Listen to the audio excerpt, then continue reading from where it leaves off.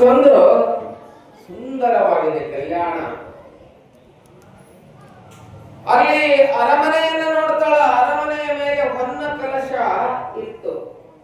ಬಿಜ್ಜಳನ ಅರಮನೆ ಮೇಲೆ ಬಹಳ ದೊಡ್ಡ ಟೂಂಬನ್ನು ಕಟ್ಟಿದ್ರು. ಆ ಟೂಂಬಿನ ಮೇಲೆ ಏನಿತ್ತು ಅಂತ ಕೇಳಿದ್ರೆ ಸುಂದರವಾದಂತಹ ಹೊನ್ನ ಕಲಶವನ್ನಿಟ್ಟಿದ್ರು. ಬಸವಣ್ಣನ ಮಹಾಮನೆಯ ಮೇಲೆ ಒಂದು ಧ್ವಜ ಹಾರಾಡ್ತಾ ಇತ್ತು. ಯಾವುದು ಅಂತ ಕೇಳಿದ್ರೆ ಷಟಸ್ಥಲ ಧ್ವಜ ಹಾರಾಡ್ತಾ ಇತ್ತು. ಆ ಧ್ವಜ ಎತ್ತರದಲ್ಲಿ ಹಾರಾಡ್ತಾ ಇತ್ತು. ಆ ಧ್ವಜ ಕಾಣ್ತಾ ಇತ್ತು. ಆ ಅರಮನೆಗೆ 4 ಬಾಗಿಲುಗಳಿಗೆ, 4 ದಿಕ್ಕುಗಳಿಗೆ 4 ಬಾಗಿಲುಗಳಿದ್ದು. ಆ ಬಾಗಿಲ ಪಡಕಗಳು ಹೆಂಗಿದ್ವು ಅಂತ ಕೇಳಿದ್ರೆ ಒಂದು ಬೆಳ್ಳಿಯಿಂದ ಮಾಡಿದ್ರು, ಒಂದು ಬಂಗಾರದಿಂದ ಮಾಡಿದ್ರು, ಒಂದು ತಾಮ್ರದಿಂದ ಮಾಡಿದ್ರು, ಒಂದು ಹಿತ್ತಾಳೆಯಿಂದ ಮಾಡಿದ್ರು. ಆ ಅರಮನೆಯ ಬಾಗಿಲವನ್ನು 4 ದಿಕ್ಕಿಗೆ 4 ಬಾಗಿಲುಗಳು. ಆದ್ರ ಮುಂದೆ ಅರಮನೆ ಮುಂದೆ ಸ್ವಲ್ಪ ದೂರ ಹೋದ್ರೆ ಕಲ್ಯಾಣಕ್ಕೆ ಕಲಶ ಬಿಟ್ಟಂತೆ ಏನಿತ್ತು ಅಂತ ಕೇಳಿದ್ರೆ ತ್ರಿಪುರಾಂತಕ ಕೆರೆ. ಬಹಳ ದೊಡ್ಡದಾಗಿರ್ತಕ್ಕಂಥ ತ್ರಿಪುರಾಂತಕ ಕೆರೆ ಅಲ್ಲಿ ಕಂಗೊಳಿಸ್ತಾ ಇತ್ತು. ಸತ್ಯ ತನ್ನ ಸೌಂದರ್ಯವನ್ನು ಚೆಲ್ಲುವರಿದು ಶಾಂತಿ ಸಂತರ ಆಧ್ಯಾತ್ಮದ ಪ್ರಭೇದ ನೆಲವೀಡಾಗಿ ಕಲ್ಯಾಣ ಏನಾಗಿತ್ತು ಅಂತ ಕೇಳಿದ್ರೆ ಆನಂದಮಯವಾಗಿತ್ತು. ಆನಂದಮಯವಾಗಿತ್ತು. ಇಂಥ ಕಲ್ಯಾಣವನ್ನ ಕಂಡು ಅಕ್ಕ ಹೇಳ್ತಾಳಲ್ಲ, ಕಲ್ಯಾಣವೆಂಬುದು ನಾನಿಗೂ ಹೋಗಬಾರದು, ಅಸಾಧ್ಯವಯ್ಯ. ಆಶೆ ಆಮಿಷ ಅಳಿದವಂಗಲದೆ ಕಲ್ಯಾಣ ದತ್ತ ಅಡಿ ಇಡಬಾರದು. ಒಳಗೆ ತಿಳಿದು ಚನ್ನಮಲ್ಲಿಕಾರ್ಜುನಂಗಳಿದು, ಒಳಗೆ ತಿಳಿದು ಚನ್ನಮಲ್ಲಿಕಾರ್ಜುನಂಗೊಲಿದು ಉಭಯ ಲಜ್ಜೆ ಅಳಿದನಾಗಿ ಕಲ್ಯಾಣವ ಕಂಡು ನಮೋ ನಮೋ ಎನ್ನುತ್ತಿದ್ದೇನಯ್ಯ ಅಂತ ಹೇಳ್ತಾಳ. ಕಲ್ಯಾಣವನ್ನು ನೋಡಿ ಹಂಗ ಇಲ್ಲಿಯೂ ಕೂಡ ಕಲ್ಯಾಣವನ್ನ ನೋಡಿ ಆ ಬಾಳೆಯ ವನದಾಗ ಹೋಗಳಲ್ಲಿ ಕಲ್ಯಾಣ ಹತ್ರ ಬಾಳೆಯ ವನ, ಬಾಳೆಯ ತೋಟ ಇತ್ತು. ಆ ಬಾಳೆಯ ವನದಲ್ಲಿ ಹೋಗಿ ವಿರಾಜಮಾನಳಾಗಿದ್ದಾಳ ಆನಂದವಾಗಿ. ಹೆತ್ತ ತಪಸ್ವಿದ್ಲು ದಾನಮ್ಮ ಅಂತ ಕೇಳಿದ್ರೆ ಆ ವನದಲ್ಲಿ ಕುಂತ್ಬಿಟ್ಲೆ ಬಾಳೆ ಗಿಡಗಳು ಬಾವಿಯ ಒಳಗೆ ಬಾಳೆಯ ಹಣ್ಣನ್ನು ಕೊಡ್ಲಿಕ್ಕೆ ಪ್ರಾರಂಭ ಮಾಡಿರುವಂತ ಪೂಜೆ ಸಂದರ್ಭದಲ್ಲಿ ಹಕ್ಕಿ ಪಕ್ಷಿಗಳೆಲ್ಲ ಪತ್ರಿ ಪುಷ್ಪಗಳನ್ನು ಹರ್ಕೊಂಡು ಬಂದು ಅವಳು ಮುಂದೆ ಈಗ ಹಾಕಿ ಹಾರಿ ಹೋಗ್ತಾ ಇರುವಂತ ಪೂಜೆಗೆ ನಮ್ದು ಸೇವಾ ತಟ್ಲಿ ಅಂತ ಹೇಳಿ, ನಮ್ಮ ಸೇವೆಯೂ ಮುಟ್ಲಿ ಅಂತ ಹೇಳಿ ಹಕ್ಕಿ ಪಕ್ಷಿಗಳು ಪುಷ್ಪವನ್ನ ಪತ್ರಿಯನ್ನ ತಂದು ಏನ್ ಮಾಡ್ತಿದ್ವು ಅಂತ ಕೇಳಿದ್ರೆ ದಾನಮ್ಮನ ಮುಂದೆ ಸುರೀಶ್ ಹೋಗ್ತಾ ಇದ್ವು. ಅವಳು ಲಿಂಗಕ್ಕೆ ಕುಂತ್ಲ ಅಂತ ಕೇಳಿದ್ರೆ ಲಿಂಗ ಪೂಜೆಯನ್ನು ಮಾಡುವ ಹೊತ್ನಾಗ ಪತ್ರ ಪುಷ್ಪಗಳನ್ನು ತಂದು ಅದ್ರ ಮೇಲೆ ಸುರುತ್ತಾ ಇದ್ವಂತ, ಹಾಕ್ತಾ ಇದ್ವಂತೆ. ಇಂಥ ಮಹಾ ವಿರಾಗಿಣಿಯಾಗಿರ್ತಕ್ಕಂಥ ದಾನೇಶ್ವರಿ ಹಕ್ಕಿ ಪಕ್ಷಿಗಳಿಂದ ತೆಂಗಿನ ಮರಗಳು ಬಾಗಿ ಎಳೆನೀರನ್ನ ಆ ಮಾತೆಗೆ ಕೊಡ್ತಿದ್ವಂತ, ನೀಡ್ತಾ ಇದ್ವಂತೆ. ಈ ರೀತಿ ಆನಂದವಾಗಿ ಇರೋ ಮುಂದೆ ಇದನ್ನು ಯಾರು ನೋಡ್ತಾರೆ ಅಂತ ಕೇಳಿದ್ರೆ ಆ ಬಾಳೆವನ ಪಕ್ಕದಲ್ಲಿ ಒಬ್ಬ ರೈತನ ಹೊಲ ಇರ್ತದೆ. ಅವ ಬರ್ತಾನೆ, ಒಳಗಡೆ ಬಂದು ನೋಡ್ತಾನೆ, ಇದು ಎಲ್ಲವನ್ನ ನೋಡ್ತಾನೆ. ಬಾಳೆ ಗಿಡಗಳು ಹಣ್ಣು ಕೊಡಾಕತ್ತಾವ, ತೆಂಗಿನ ಮರಗಳು ಎಳೆನೀರನ್ನ ಕೊಡಾಕತ್ತಾವ, ಹಕ್ಕಿ ಪಕ್ಷಿಗಳು ಪತ್ರಿ ಪುಷ್ಪಗಳನ್ನು ಎತ್ಕೊಂಡು ಬಂದು ಇವಳು ಪೂಜೆಗೆ ಕೊಡಾಕತ್ತಾವ. ಇದನ್ನೆಲ್ಲ ನೋಡಿ ಇವಳು ಯಾರು, ಇಷ್ಟು ಮಂದಿ ಶರಣಿಯರನ್ನ ನೋಡಿನಿ, ಇವಳು ಯಾರಿರ್ಬೇಕು, ಇವಳು ಬಹಳ ಅಪರೂಪದಾಳಲ್ಲ ಅಂತ ಹೇಳಿ ಏನ್ ಮಾಡಾಕತ್ತಾಳ ಅಂತ ಹೇಳಿದ್ರೆ ಇದನ್ನು ಹೋಗಿ ಯಾರಿಗೆ ಹೇಳ್ಬೇಕು, ಇಂಥ ಒಬ್ಬ ಅಪರೂಪದ ಶರಣೆ ಬಂದಾಳ ಅಂತ ಹೇಳಿ ಬಸವಣ್ಣನವರ ಕಿವಿಗೆ ಮುಟ್ಟಿಸ್ಬೇಕು ಅಂತ ಹೇಳಿ ಓಡೋಡಿ ಬರಾಕತ್ತಾನೊಬ್ಬ ಒಬ್ಬ ರೈತ.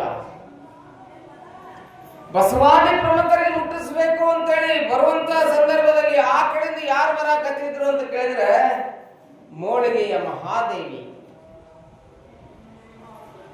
ಹಡಪದ ಅಪ್ಪಣ್ಣನವರ ಹೆಂಡತಿ ಪುಣ್ಯ ಸತಿಯಾಗಿರ್ತಕ್ಕಂಥ ಲಿಂಗಮ್ಮ, ಬೋಂತಾದೇವಿ, ಆಯ್ದಕ್ಕಿ ಲಕ್ಕಮ್ಮ ಮುಂತಾದ ಶರಣರೆಲ್ಲ ಆ ಕಡೆಯಿಂದ ಬರಾಕತ್ತಾರೆ. ಪತ್ರಿಯನ್ನು ತೆಗೆದುಕೊಂಡು ಹೋಗ್ಬೇಕು ಮನೆಗೆ, ಲಿಂಗಾರ್ಚನೆಗೆ ಪತ್ರಿಯನ್ನು ತೆಗೆದುಕೊಂಡು ಹೋಗ್ಬೇಕಂತ ಹೇಳಿ ಬರುವಂತ ಸಂದರ್ಭದಲ್ಲಿ ಏನಾಗಿತ್ತು ಅಂತ ಕೇಳಿದ್ರೆ ಆ ರೈತ ಏನು ಹೊಂಟಿದ್ನಲ್ಲ ಈ ವಿಚಾರವನ್ನು ಅವ್ರು ಹೇಳ್ತಾರೆ.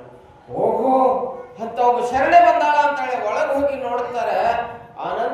ಲಿಂಗ ಪೂಜೆಯನ್ನು ಮಾಡಕತ್ತಾರ. ಮನುಷ್ಯರು ಹೂವನ್ನು ಧರಿಸುವುದಲ್ಲ, ಮನುಷ್ಯರು ಪತ್ರಿ ಪುಷ್ಪವನ್ನು ತರೋದಲ್ಲ, ಮನುಷ್ಯರು ಎಳೆನೀರನ್ನ ತಂದು ಕೊಡೋದಲ್ಲ. ಯಾರು ತಂದು ಕೊಡಾಕತ್ತಾರ ಅಂತ ಕೇಳಿದ್ರೆ ಗಿಡಗಳು ತಾವೇ ಬಾಗಿ ಕೊಡಾಕತ್ತಾವು. ನೋಡಿ ಆಶ್ಚರ್ಯ ಆಗ್ತದೆ. ಇಂಥ ತಾಯಿಗೆ ನಾವು ಸೇವೆಯನ್ನು ಮಾಡಬೇಕು ಅಂತೇಳಿ ಪತ್ರಿ ಪುಷ್ಪವನ್ನು ಹರಿಲಿಲ್ಲ. ಎಲ್ಲಿಂದ ಬಂದಾಳೋ ಏನೋ ನಂತರ ಕೇಳೋಣ ಅಂತೇಳಿ ಮನೆಗೆ ಹೋಗಿ ತಾಯಿಗೆ ಬೇಕಾದಂತ ರೊಟ್ಟಿ, ಬಿಸಿ ಬಿಸಿಯಾಗಿರ್ತಕ್ಕಂಥ ಪ್ರಸಾದ, ಪಾಯಸ ಮುಂತಾದ ಸಿಹಿ ಪದಾರ್ಥಗಳನ್ನ ಪ್ರಸಾದವನ್ನ ಮಾಡಿಕೊಂಡು ಆ ತಾಯಿಗೆ ಪ್ರಸಾದ ಮಾಡಿಸ್ಬೇಕು ಅಂತ ಹೇಳಿ ಯಾರು ಬರ್ತಾರಂತ ಕೇಳಿದ್ರೆ ಬುಟ್ಟಿಯೊಳಗೆ ತುಂಬಿಕೊಂಡು ಈಗೇನು ಹೇಳಿದ್ನಲ್ಲ, ಲಿಂಗಮ್ಮ, ಮೋಳಿಗೆಯ ಮಾರಯ್ಯನವರ ಹೆಂಡತಿ ಮಹಾದೇವಿ, ಆಯ್ದಕ್ಕಿ, ಲಕ್ಕಮ್ಮ ಇವರೆಲ್ಲ ಬರ್ತಾರ. ಬಂದು ಬುಟ್ಟಿ ಮುಂದಿಟ್ಟು ಉದ್ದಕ್ಕೆ ನಮಸ್ಕಾರ ಮಾಡ್ತಾರೆ. ತಾಯಿ, ನಿಂದು ಯಾವ ಊರು ಅಂತ ಕೇಳ್ತಾರೆ. ಲಿಂಗಮ್ಮನೊಂದಿಗೆ ಮಾತಾಡಕತ್ತಾರೆ. ತಾಯಿ, ನಿಂದು ಯಾವ ಊರು ಅಂತ ಕೇಳಿದಾಗ ಆಕೆ ಹೇಳ್ತಾಳೆ, ನಂದು ಉಮರಾಣಿ, ನಮ್ಮ ಅಪ್ಪನ ಹೆಸರು ಅನಂತರಾಯ, ನಮ್ಮ ತಾಯಿ ಹೆಸರು ಶಿರಸಮ್ಮ. ನಾ ಅಲ್ಲಿಂದ ಯಾಕೆ ಬಂದೀನಿ ಇಲ್ಲಿ ಅಂತ ಕೇಳಿದ್ರೆ 1 ತಿಂಗಳ ಗಟ್ಟಲೆ ಬರ್ತಾ ಇದ್ದೇನೆ. ಯಾಕೆ ಬಂದೀನಿ ಅಂತ ಕೇಳಿದ್ರೆ ಅಪ್ಪ ಬಸವಣ್ಣನವರನ್ನ ಕಾಣಬೇಕು, ಅವರ ದರ್ಶನವನ್ನು ತೆಗೆದುಕೋಬೇಕು ಅಂತ ಹೇಳಿ ಬಂದಿದ್ದೇನೆ ಅಂತ ಅಂದಾಗ, ಏನು ಇಲ್ಲಿವರೆಗೆ ಹೆಂಗಿತ್ತು ಅಂತ ಕೇಳಿದ್ರೆ ಮುಪ್ಪಾನ ಮುದುಕಿಯಾಗಿದ್ದು. ಯಾಕೆ? ಹೊರಗೆ ಜಗತ್ತು ಸರಿ ಇಲ್ಲ, ನಾನು ಹರೇದವಳಾಗಿದ್ದೆ ಅಂತ ಕೇಳಿದ್ರೆ ಎಲ್ಲರೂ ನನ್ನನ್ನು ನೋಡ್ತಾರೆ, ನಾ ಹಂಗ ಕಾಣಬಾರ್ದವ್ರ ದೃಷ್ಟಿಗೆ ಅಂತ ಹೇಳಿ ಏನಾಗಿದ್ದು ಅಂತ ಕೇಳಿದ್ರೆ ಮುಪ್ಪಾನ ಮುದುಕಿ ಆಗಿದ್ದಕ್ಕೆ. ಮುಪ್ಪಾನ ಮುದುಕಿ ಆಗಿರ್ತಕ್ಕಂಥ ರೂಪವನ್ನು ಬಿಟ್ಟು ಹರಿಯದ ಹೆಣ್ಣು ಮಗಳಾಗಿ 16-17ರ ಯುವತಿಯಾಗಿ ಅವರು ಮುಂದೆ ಕಂಗೊಳಿಸ್ತಾ ಇದ್ದಾಳ. ಆ ರೂಪವನ್ನು ಬಿಡ್ತಾಳೆ. ಯೋಗ ಮುಖದಿಂದ ಆ ರೂಪವನ್ನ ಬಿಟ್ಟು ಹರಿಯದ ರೂಪವನ್ನ ಧರಿಸ್ಕೊಂಡವ್ರು ಕಾಣ್ತಾಳ. ಇನ್ನು ನೋಡಿ, ಈಗ ಮುದುಕಿ ಕಾಣಕತ್ತಿದ್ಲು, ಈಗ ಹೆಂಗ್ ಕಾಣಕತ್ತಾಳೆ? ಹರಿಯದವಳೆ ಕಾಣಕತ್ತಾಳ. ಏನು ವಿಚಿತ್ರ ಇದು! ಶರಣರಲ್ಲಿ ಯೋಗದಿಂದ ಬಂದಿರತಕ್ಕಂಥ ಶಕ್ತಿ, ಅಣಿಮ, ಮರಿಮ, ಮಹಿಮ, ಗರಿಮ, ಪ್ರಾಕಾಮ್ಯ, ಹೀಗೆಲ್ಲ ಯೋಗದಲ್ಲಿ ಶಕ್ತಿ ಇರ್ತದ. ಆ ಯೋಗದ ಶಕ್ತಿಯನ್ನು ಬಳಸಿಕೊಂಡಿರ್ತಕ್ಕಂಥ ತಾಯಿ ಇವತ್ತಿಗೂ ಗುಡ್ಡಾಪುರದಲ್ಲಿ ಮುಂಜಾನೆ ಯುವತಿಯಂತೆ ಮಗುವಿನಂತೆ ಕಾಣ್ತಾಳಂತ, ಮಧ್ಯಾಹ್ನದಲ್ಲಿ ಪೂಜೆ ಮಾಡಿದ ಯೌವನೆಯಾಗಿ ಕಾಣ್ತಾಳಂತ ಗದ್ದಿಗೆ ಒಳಗಡೆ, ಸಂಜೆಗೆ ಮುಪ್ಪಾನ ಮುದುಕಿಯಾಗಿ ಕಾಣ್ತಾಳಂತ. ಅಂತ ಶಕ್ತಿ ಇವತ್ತಿಗೂ ಆ ಕ್ರಿಯಾ ಸಮಾಧಿಯಲ್ಲೇ ದಾನೇಶ್ವರಿ ಇರುವಂತಹದ್ದನ್ನು ನಾವೆಲ್ಲ ನೋಡ್ತಾ ಇದ್ದೇವೆ, ನಾವೆಲ್ಲ ಕೇಳ್ತಾ ಇದ್ದೇವೆ. ಹಂಗ ಕಂಡಾಗ ಆಶ್ಚರ್ಯ ಆಗಿ ಎಲ್ಲಾರು ಅಂತಾರೆ, ಈಗರ ನೀ ಹಿಂಗಿದ್ದಿ, ಹಿಂಗ್ ಕಾಣಕತ್ತಿದ್ದಿ ತಾಯಿ ನೀನು ಅಂದಾಗ, ಇಲ್ಲ, ನಾ ಅಲ್ಲಿಂದ ಬಂದೆಲ್ಲ, ಅದಕ್ಕಾಗಿ ನಾನು ಆ ರೂಪವನ್ನು ತಾಳ್ಕೊಂಡು ಬಂದೀನಿ, ನನ್ನ ನಿಜವಾದ ರೂಪ ಇದು ಅಂದಾಗ ಎಲ್ಲರಿಗೂ ಆಕೆಯ ಯೋಗದ ಶಕ್ತಿ ಆಶ್ಚರ್ಯ ಆದಾಗ, ಅವ ನಾವು ನಿನಗಾಗಿ ಬಿಸಿ ಬಿಸಿ ಪ್ರಸಾದವನ್ನು ಮಾಡಿಕೊಂಡು ಬಂದೇವಿ, ಆ ಪ್ರಸಾದವನ್ನು ಸ್ವೀಕಾರ ಮಾಡವ ಅಂತ ಅಂದಾಗ ಆಕಿ ಅಂತಾಳೆ, ಲಿಂಗಮ್ಮ ಅಂತಾಳೆ, ಅಮ್ಮ, ನೀವು ತಂದು ಕೊಟ್ಟ ಪ್ರಸಾದವನ್ನು ನಾನು ಹಾಗೇ ತಗೊಳ್ಳೋದಿಲ್ಲ. ನಂದೊಂದು ಪದ್ಧತಿ ಇದೆ. ಏನು ಪದ್ಧತಿ? ಹಾಕೊಂಡಿಲ್ಲ ಅಂತ ಕೇಳಿದ್ರೆ, ನಾನು ನೀವು ತಂದಂತ ಪ್ರಸಾದವನ್ನು ತಗೋಬೇಕು ಅಂತ ಕೇಳಿದ್ರೆ, ಮೊಟ್ಟ ಮೊದಲು ನೀವು ತಂದಂತ ಪ್ರಸಾದ ಯಾರಿಗೆ ಮುಟ್ಟಬೇಕಂತ ಕೇಳಿದ್ರೆ ಜಂಗಮರಿಗೆ ಮುಟ್ಟಬೇಕು. ಜಂಗಮರ ಪಾದ ಪೂಜೆಯನ್ನು ಮಾಡಬೇಕು. ಈ ಪ್ರಸಾದವನ್ನು ಅವ್ರ ಪಾದಕ್ಕೆ ನೈವೇದ್ಯ ಹಿಡಿಬೇಕು. ನೈವೇದ್ಯ ಹಿಡಿದು ಅವರು ಕೊಟ್ಟಂತ ಪಾದೋದಕವನ್ನು ನನ್ನ ಬಾಯಲ್ಲೇ ಹಾಕೊಂಡು ಲಿಂಗ ಪಾದೋದಕವನ್ನು ನಾನು ಸ್ವೀಕಾರ ಮಾಡಿದ ಮೇಲೆ ನಿಮ್ಮ ಪ್ರಸಾದ ಆಗ್ತದೆ, ಅವಾಗ ತಗೊಂತೀನಿ ಅಂತಂದು ಪದ್ಧತಿ. ಅವಾಗ ನಿಮ್ ಪ್ರಸಾದನ ತಗೊಂತೀನಿ ಅಂದಾಗ ಆಶ್ಚರ್ಯ ಆಗ್ತದೆ. ಹಂಗಾರೆ ಹೆಂಗ ಮಾಡೋದು ಜಂಗಮರನ್ನ? ಆಕಿ ಅಂತಾಳೆ, ಕುತ್ಕೋರಿ ನೀವು ಅಂತ ಹೇಳಿ ಬಸವಣ್ಣನ ಮಹಾಮನೆಯಲ್ಲಿದ್ರಲ್ಲ, ಲಕ್ಷದ ಮೇಲೆ 96,000 ಗಣಗಳಿದ್ರು, 770 ಅಮರ ಗಣಗಳಿದ್ರಲ್ಲಿ 63 ಪುರಾತನರಿದ್ರು. ನೆನ್ಪಿಟ್ಕೋಬೇಕಿದ್ರಲ್ಲ, ಎಷ್ಟು ಮಂದಿ ಇದ್ರು? ಲಕ್ಷದ ಮೇಲೆ 96,000 ಗಣಗಳು, 770 ಅಮರ ಗಣಗಳು, 63 ಪುರಾತನ ಶರಣರು. ಅಂದ್ರೆ ಬಸವಣ್ಣವ್ರಕಿನ ದೊಡ್ಡವರಾದಂತ ಪುರಾತನ ಶರಣರು ಮಾದಾರ ಚೆನ್ನಯ್ಯ, ಕೊಂಡಗುಳಿ ಕೇಶಿರಾಜನಂತ ಅವ್ರ ವಿಚಾರವನ್ನು ಹೇಳ್ತೀನಿ. ಅದನ್ನ ಹೇಳಾಕ ಇಲ್ಲಿ ಟೈಮ್ ಇಲ್ಲ ನನಗೆ. ಅಂತ ಎಲ್ಲ ಮಹಾ ದಿವ್ಯಜ್ಞಾನಿಗಳು ಆ ಕಲ್ಯಾಣದಲ್ಲಿ ನಡೆದು ಹಲವು ಮಾತೇನು ನೀನೊಲಿದು ಪಾದವನ್ನಿಟ್ಟ ನೆಲವೇ ಸುಕ್ಷೇತ್ರ ಜಲವೇ ಪಾವನ ತೀರ್ಥ ಸುಲಭ ಶ್ರೀ ಗುರುವೇ ಕೃಪೆಯಾಗು ಅನ್ನಂಗೆ ಅಲ್ಲಿದ್ರು. ಅವ್ರು ಎಲ್ಲರಿಗೂ ಆಹ್ವಾನವನ್ನು ಮಾಡ್ತಾಳ. ಪ್ರಸಾದ ಎಷ್ಟಿದೆ? ಒಂದು 3-4 ಬುಟ್ಟ್ಯಾಗ ಪ್ರಸಾದ ಮಾಡ್ಕೊಂಡ್ ಬಂದಾರ. ಚಪಾತಿ, ರೊಟ್ಟಿ, ಪುಂಡಿ ಪಲ್ಯ ಹಂಗೇನ್ ಇರ್ತದಲ್ಲ, ಅವ್ರವ್ರಿಗೆ ಏನ್ ತಿಳಿತದಲ್ಲ ಆ ಪ್ರಸಾದವನ್ನ ತೆಗೆದುಕೊಂಡು ಬಂದಾರ. ಈಕೆ ಹೇಳಕತ್ತಾಳ, ಎಲ್ಲಾ ಜಂಗಮರನ್ನ ಕರಿಬೇಕು. ಕಲ್ಯಾಣಕ್ಕೆ ಹೋಗಿ ಎಲ್ಲಾ ಜಂಗಮರನ್ನ ಕರೆದು ಬರ್ತಾರ. ಲಕ್ಷದ ಮೇಲೆ 96,770, 63 ಇವ್ರು ಎಲ್ಲಾರನ್ನು ಕರ್ಕೊಂಡು ಬರ್ತಾರ. ಆ ಬಾಳೆವನದಾಗ ಎಲ್ಲಿ ನೋಡಿದ್ರು ಜಂಗಮ ಮೂರ್ತಿಗಳು, ಸಕಲ ಪುರಾತನರು. ಎತ್ತ ನೋಡಿದ್ರು ಅವರೇ ಕಾಣ್ತಾರೆ, ಎಲ್ಲಿ ನೋಡಿದ್ರು ಕಾಣಕತ್ತಾರೆ. ಇರೋದು ಪ್ರಸಾದ ಎಷ್ಟಿದೆ? ಇವರು ಮಾಡ್ಕೊಂಡು ಬಂದಿದ್ದಿಷ್ಟೇ ಇದೆ. ಎಲ್ಲರಿಗೂ ಪ್ರಸಾದ ಮುಟ್ಟದೆ. ಶಿವಯೋಗಿನಿ ಸಂತೃಪ್ತೋ ತೃಪ್ತೋ ಭವತಿ ಶಂಕರ ತೃಪ್ತ್ಯ ತನ್ಮಯಂ ವಿಶ್ವಂ ತೃಪ್ತವೇತಿ ಚರಾಚರಂ ಅಂತ ಹೇಳಿ ಬಯಸಾಕತ್ತಾಳೆ. ಒಬ್ಬ ಜಂಗಮ ಪ್ರಸಾದ ಮಾಡಿದ ಅಂತ ಕೇಳಿದ್ರೆ ಜಗತ್ತೇ ಉಂಡಂತೆ. ಅದಕ್ಕೆ ಜಂಗಮರ ಪ್ರಸಾದ ಮೊದಲಾಗಬೇಕು. ಎಲ್ಲ ಶರಣರ ಪ್ರಸಾದ ಏನು ಕಲ್ಯಾಣದಲ್ಲಿ ಜಂಗಮರಿದ್ರಲ್ಲ, ಎಲ್ಲ ಶರಣರಿದ್ರಲ್ಲ, ಅವರೆಲ್ಲಾ ಕುಂತಾರ. ಲಿಂಗಮ್ಮ, ಲಕ್ಕಮ್ಮ, ಮೋಳಿಗೆಯ ಮಹಾದೇವಿ, ಅಮ್ಮ ತಗೋರಿ ಏನೇನ್ ಪ್ರಸಾದ ತಂದೇರಿ, ಏನೇನ್ ಪ್ರಸಾದ ತಗೊಂಡ್ರಿಲ್ಲ ತಗೊಳ್ರಿ ಅಂತ ಹೇಳಿ ಅದ್ರ ಮೇಲೆ ಬಟ್ಟೆಯನ್ನು ಮುಚ್ಚಿ ಎಲ್ಲರಿಗೂ ಪ್ರಸಾದವನ್ನು ಎಡೆ ಮಾಡ್ಕೊಂತ ಹೋಗ್ಯಾರ. ಅಷ್ಟರಿಗೆ ಎಡೆ ಮಾಡ್ಯಾರ. ಎಡೆ ಮಾಡಿ ಉಳಿದಂತ ಪ್ರಸಾದವನ್ನ ತಂದು ಬಟ್ಟೆ ಮುಚ್ಚಿದ್ರಲ್ಲ ಆ ಬುಟ್ಟಿಗೆ, ಆ ಬುಟ್ಟಿಯನ್ನಿಟ್ಟು ಎಲ್ಲರೂ ಪ್ರಸಾದ ಮಾಡ್ಯಾರ. ದಾನಮ್ಮ ಲಿಂಗಮ್ಮಂದ ಏನು ಪದ್ಧತಿ ಇತ್ತಂತ ಕೇಳಿದ್ರೆ ಎಲ್ಲರೂ ಪ್ರಸಾದವನ್ನ ಮಾಡಿಸಿದ್ಲು. ಇನ್ನು ಅವ್ರಿಗೆ ಮೇಲೆ ಕಾಣಿಕೆ ಕೊಡ್ಬೇಕಲ್ಲ, ಆಕಿ ಎಲ್ಲಿ ಹೋದ್ಲು ಅಂತ ಕೇಳಿದ್ರೆ ಕಾಣಿಕೆ ತರಕ್ ರಿಸರ್ವ್ ಬ್ಯಾಂಕ್ ಆಫ್ ಇಂಡಿಯಾಕ್ಕೆ ಹೋಗ್ಲಿಲ್ಲ, ಕೆನರಾ ಬ್ಯಾಂಕಿಗೆ ಹೋಗ್ಲಿಲ್ಲ. ಶರಣರ ಬ್ಯಾಂಕ್ ಯಾವ್ದಾಗಿತ್ತು ಅಂತ ಕೇಳಿದ್ರೆ ಜಗವೇ ಅವ್ರ ಬ್ಯಾಂಕ್, ಸುಕ್ಷೇತ್ರವೇ ಅವ್ರ ಬ್ಯಾಂಕ್, ಶರಣರ ನಡೆದ ನೆಲವೇ ಅವ್ರ ಬ್ಯಾಂಕ್. ಕಲ್ಯಾಣದ ತ್ರಿಪುರಾಂತಕ ಕೆರೆ ಹತ್ರ ಹೋಗಿ ಆ ಕೆರೆ ನೀರು ಹಿಂದಕ್ಕೆ ಸರಿದಿದ್ವಲ್ಲ, ಅಲ್ಲಿ ಇಟೊಂದ್ ಏನ್ ಬಿದ್ದಿದ್ದು ಅಂತ ಕೇಳಿದ್ರೆ ಕಲ್ಲುಗಳು ಬಿದ್ದಿದ್ವು ಅಂತ. ಆ ಕಲ್ಲನ ಬುಟ್ಟಿಯೊಳಗೆ ತಗೊಂಡು ಬರ್ತಾಳೆ. ಇನ್ನು ಜಂಗಮರ ಪಾದ ತಿಳ್ಕೊಂಡಿದ್ದಲ್ಲ, ಪಾದೋದಕ ಇದ್ವಲ್ಲ, ಆ ಬುಟ್ಟಿಯಲ್ಲಿ ತಂದಿರ್ತಕ್ಕಂಥ ಕಲ್ಲಿಗೆ ಪಾದೋದಕವನ್ನು ಸಿಂಪಡಿಸ್ತಾಳೆ. ಸಿಂಪಡಿಸಿದಾಗ ಏನಾಗ್ಬಿಡ್ತಾವ ಅಂತ ಕೇಳಿದ್ರೆ ಮುತ್ತು ರತ್ನಗಳಾಗಿ ಪರಿವರ್ತನೆಯಾಗ್ತಾವೆ. ಮೋಳಿಗೆ ಮಾರಯ್ಯ ಪಾದೋದಕ ಹೊಡೆದಾಗ ಕಟ್ಟಿಗೆ ಪೆಂಡೆಲ್ಲ ಏನಾಗಿತ್ತು? ಬಂಗಾರವಾಗಿತ್ತು, ಕೊಟ್ಟು ಕಳಿಸಿದ್ದಲ್ಲ.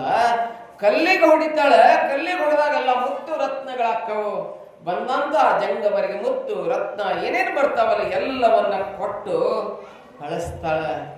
ಈಗ ಇಲ್ಲೇ ಮನೆ 13ನೇ ಶತಮಾನದಲ್ಲಿ ಬಸವಣ್ಣ ಹೋದ 100 ವರ್ಷದ ನಂತರ ತುಂಗಭದ್ರ ಎಡದಂಡೆಯಲ್ಲೇ ಒಂದು ಸಾಮ್ರಾಜ್ಯ ಕಟ್ಟಲ್ಪಡ್ತದೆ. ಸಂಗಮ, ಸಾಳವ, ತುಳುವ, ಅರವೀಡು ವಂಶ ಆ 4 ರಾಜ್ಯವನ್ನ ಆಳ್ತಾರೆ. ಹಕ್ಕ ಬುಕ್ಕರಿಂದ ಆ ರಾಜ್ಯ ಕಟ್ಟಲ್ಪಡ್ತದೆ.